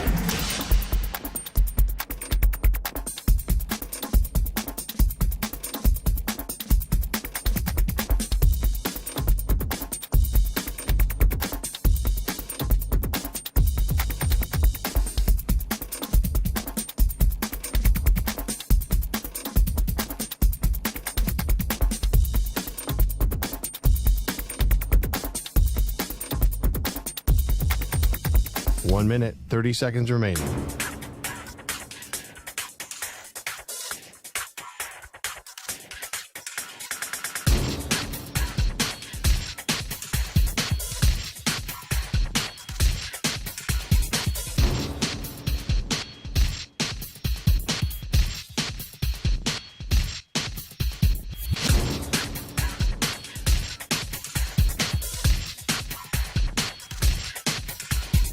One minute remaining.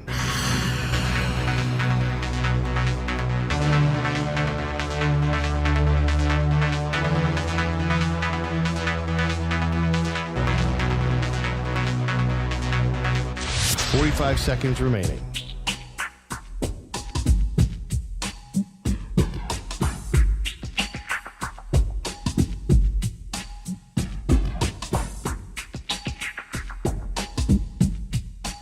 Seconds remaining.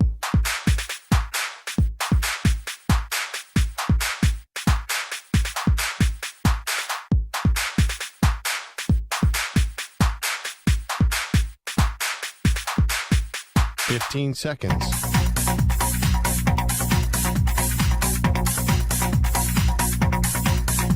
Break ends in 5 seconds.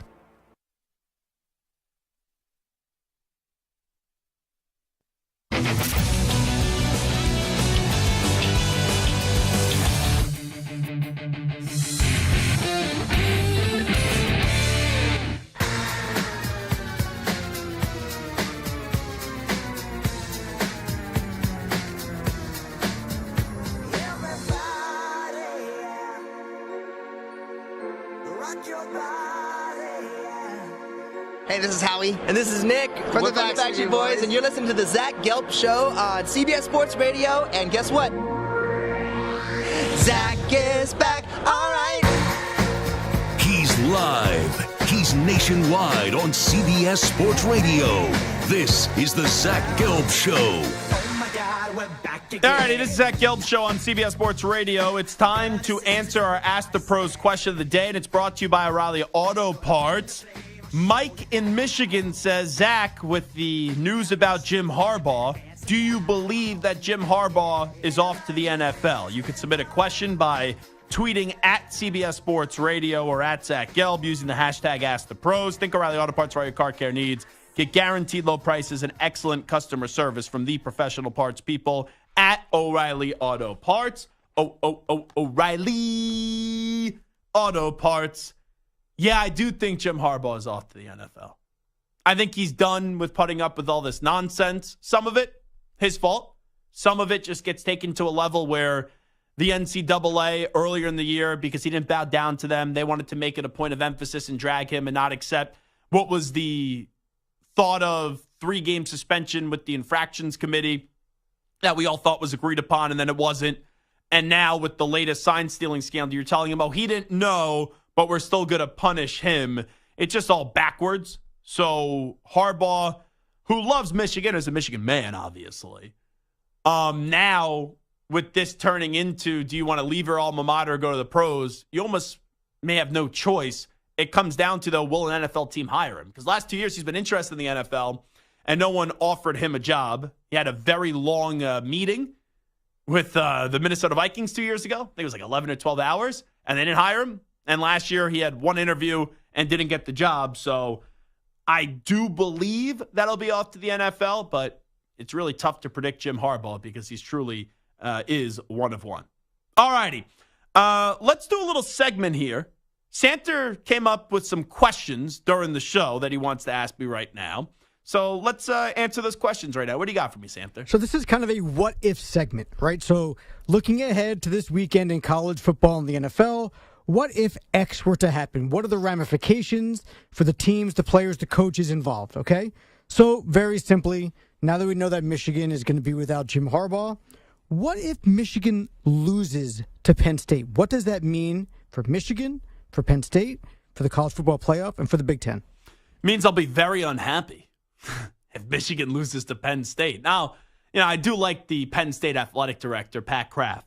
I think he's a brilliant athletic director, and I hope that he actually finds a way to get the Penn State train moving back in the right direction, because even though I bash Penn State a lot, college football is better when Penn State actually has a great team instead of just being this team that's stuck on being a good team. But if Penn State beats Michigan this weekend, it creates a lot of chaos, because I don't know how the tiebreaker would work, but Penn State lost to Ohio State. If they beat Michigan, and then let's say Michigan goes on to beat Ohio State in 2 weeks, then you have everyone sitting there with one loss, and I wonder who would represent the Big Ten in the championship game. But this would be an enormous victory for James Franklin. It would be much needed, because this year, we all said it, he has to find a way to split Ohio State and Michigan, and he already lost the Ohio State game. As for Michigan, depending on how that tiebreaker would play out, yes, it would not look good for them. And you would also then get the whole sign stealing scandal get even called more into question, how much of a benefit it was in their first game since Harbaugh gets suspended and all that. But I guess there would be a chance to still redeem yourself up against Ohio State. But for Michigan, you control your own destiny right now. Beat Penn State, beat Ohio State, then you're off to the college football playoff once again because you win the Big Ten championship. All right, so another one. Here we go. Kyler Murray is going to start for the first time this year with the Cardinals. Everyone thinks the Cardinals are tanking for a quarterback, but we also don't know with that contract for Kyler Murray. So what if Kyler Murray comes back and balls out and looks great? So then he'll be the quarterback next year. Because if he has that happen, it's not like the Bears situation where the Bears have the luxury of the Panthers pick that is going to be in the top 3. Now, the Cardinals do have 2 first-round picks, but it's from the Texans, and the Texans won't be picking, barring something going crazy, the second half of the season inside the top 10, which goes to Arizona because they made the trade last year to get Will Anderson to the Texans, and then the Cardinals got back their future first-round pick from the Houston Texans to Arizona. So if Kyler Murray balls out, it further moves them down the depth chart individually with their own pick, where they may not be in range to take a Caleb Williams or a Drake May. And then I think you go back to the well next year with Kyler Murray as your quarterback. Okay, now staying in the NFC West, the 49ers have lost 3 straight. They head to Jacksonville for the 6-2 Jags. But what if the 49ers lose 4 in a row? If the 49ers lose 4 in a row, Ryan in Santa Barbara, we may have to go fly out to him and just buy him some dinner to kind of cheer him up. Maybe not even dinner. When your team doesn't win, I think sweets are a very good treat. When my teams don't win, I like to order up some soft serve ice cream, and you get like a scoop of edible cookie dough, and you get some M&Ms as well, and maybe put some whipped cream on top. I think we'll go out to Santa Barbara if the 49ers lose 4 in a row, and I don't think they will. And we buy Ryan in Santa Barbara some ice cream. You're saying they're going to beat the Jags this weekend? Yeah, I just picked them in the last segment. 49ers laying the 3 points. Okay. I sound like Hickey there for a second. My voice went to a different octave there. I know. That's a little voice cracking. Has puberty kind of hit a little bit late? No, I just think that everyone has their moments of just where their voice gets a little bit high and animated. But I did sound like Ryan Hot Take Hickey there for a second. Which, you know what? Make it a mission here.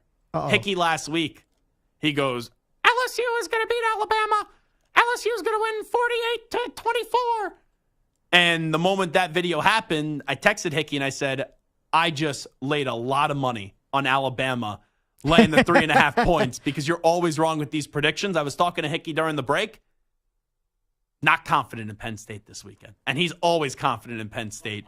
So that scares me in a big way because the mush of all mushes is not confident in Penn State, and I think he's doing an intentional mush on Michigan this week. He came in and said before this happened, he thought it was Michigan by 10. Now he thinks it's Michigan by 15. Delta 9 Brian, what a name. He goes, what about a depressed Panthers fan, Zach? How do you cheer them up? I was talking about the sweet treats. Brian, I got nothing for you. I don't think anything could cheer up Panthers fans these days. You're losing. You don't even get to benefit from losing and getting the number 1 overall pick because you traded that future pick to go get Bryce Young. So I got nothing for Brian. Poor guys. Maybe just a nice little smack on the tuchus and say better luck next year. Now, Deion and the Buffaloes in Colorado started out really hot, but now they're going up against a team that we kind of marked as a win earlier in the year. Arizona is a top 25 team.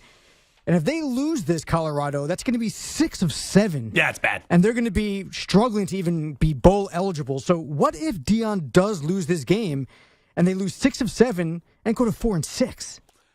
I do think they're going to get dragged. I do think a lot of people are going to make fun of them.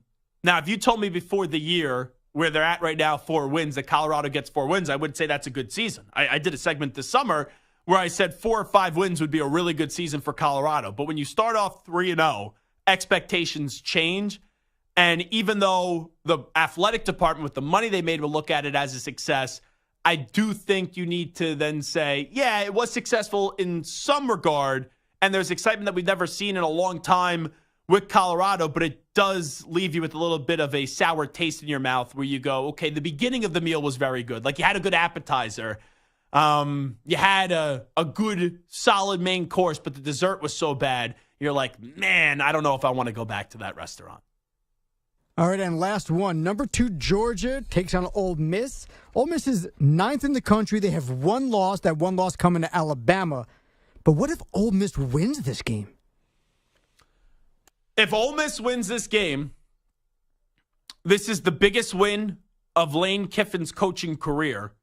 And not only that, it turns Georgia into a spot where then they have to win the SEC championship in a few weeks.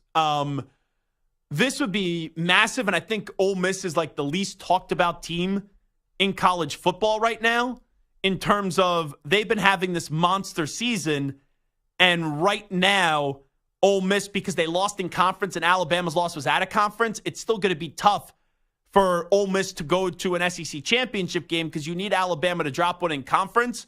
It'd be a heck of a win for Ole Miss, and it's something that you need, but then you need Alabama to go down in the final 3 weeks of the season, or else you won't be in the college.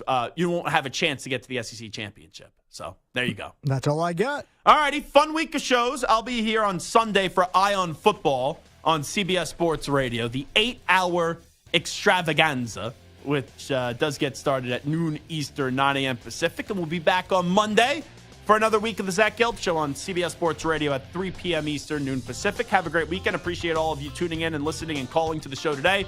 Big thanks to Moist Mike. Big thanks to Stuart Kovacs as well. We'll talk to you Monday, everybody, at 3 p.m. Eastern. Have a great weekend. We out. Bye-bye. Peace.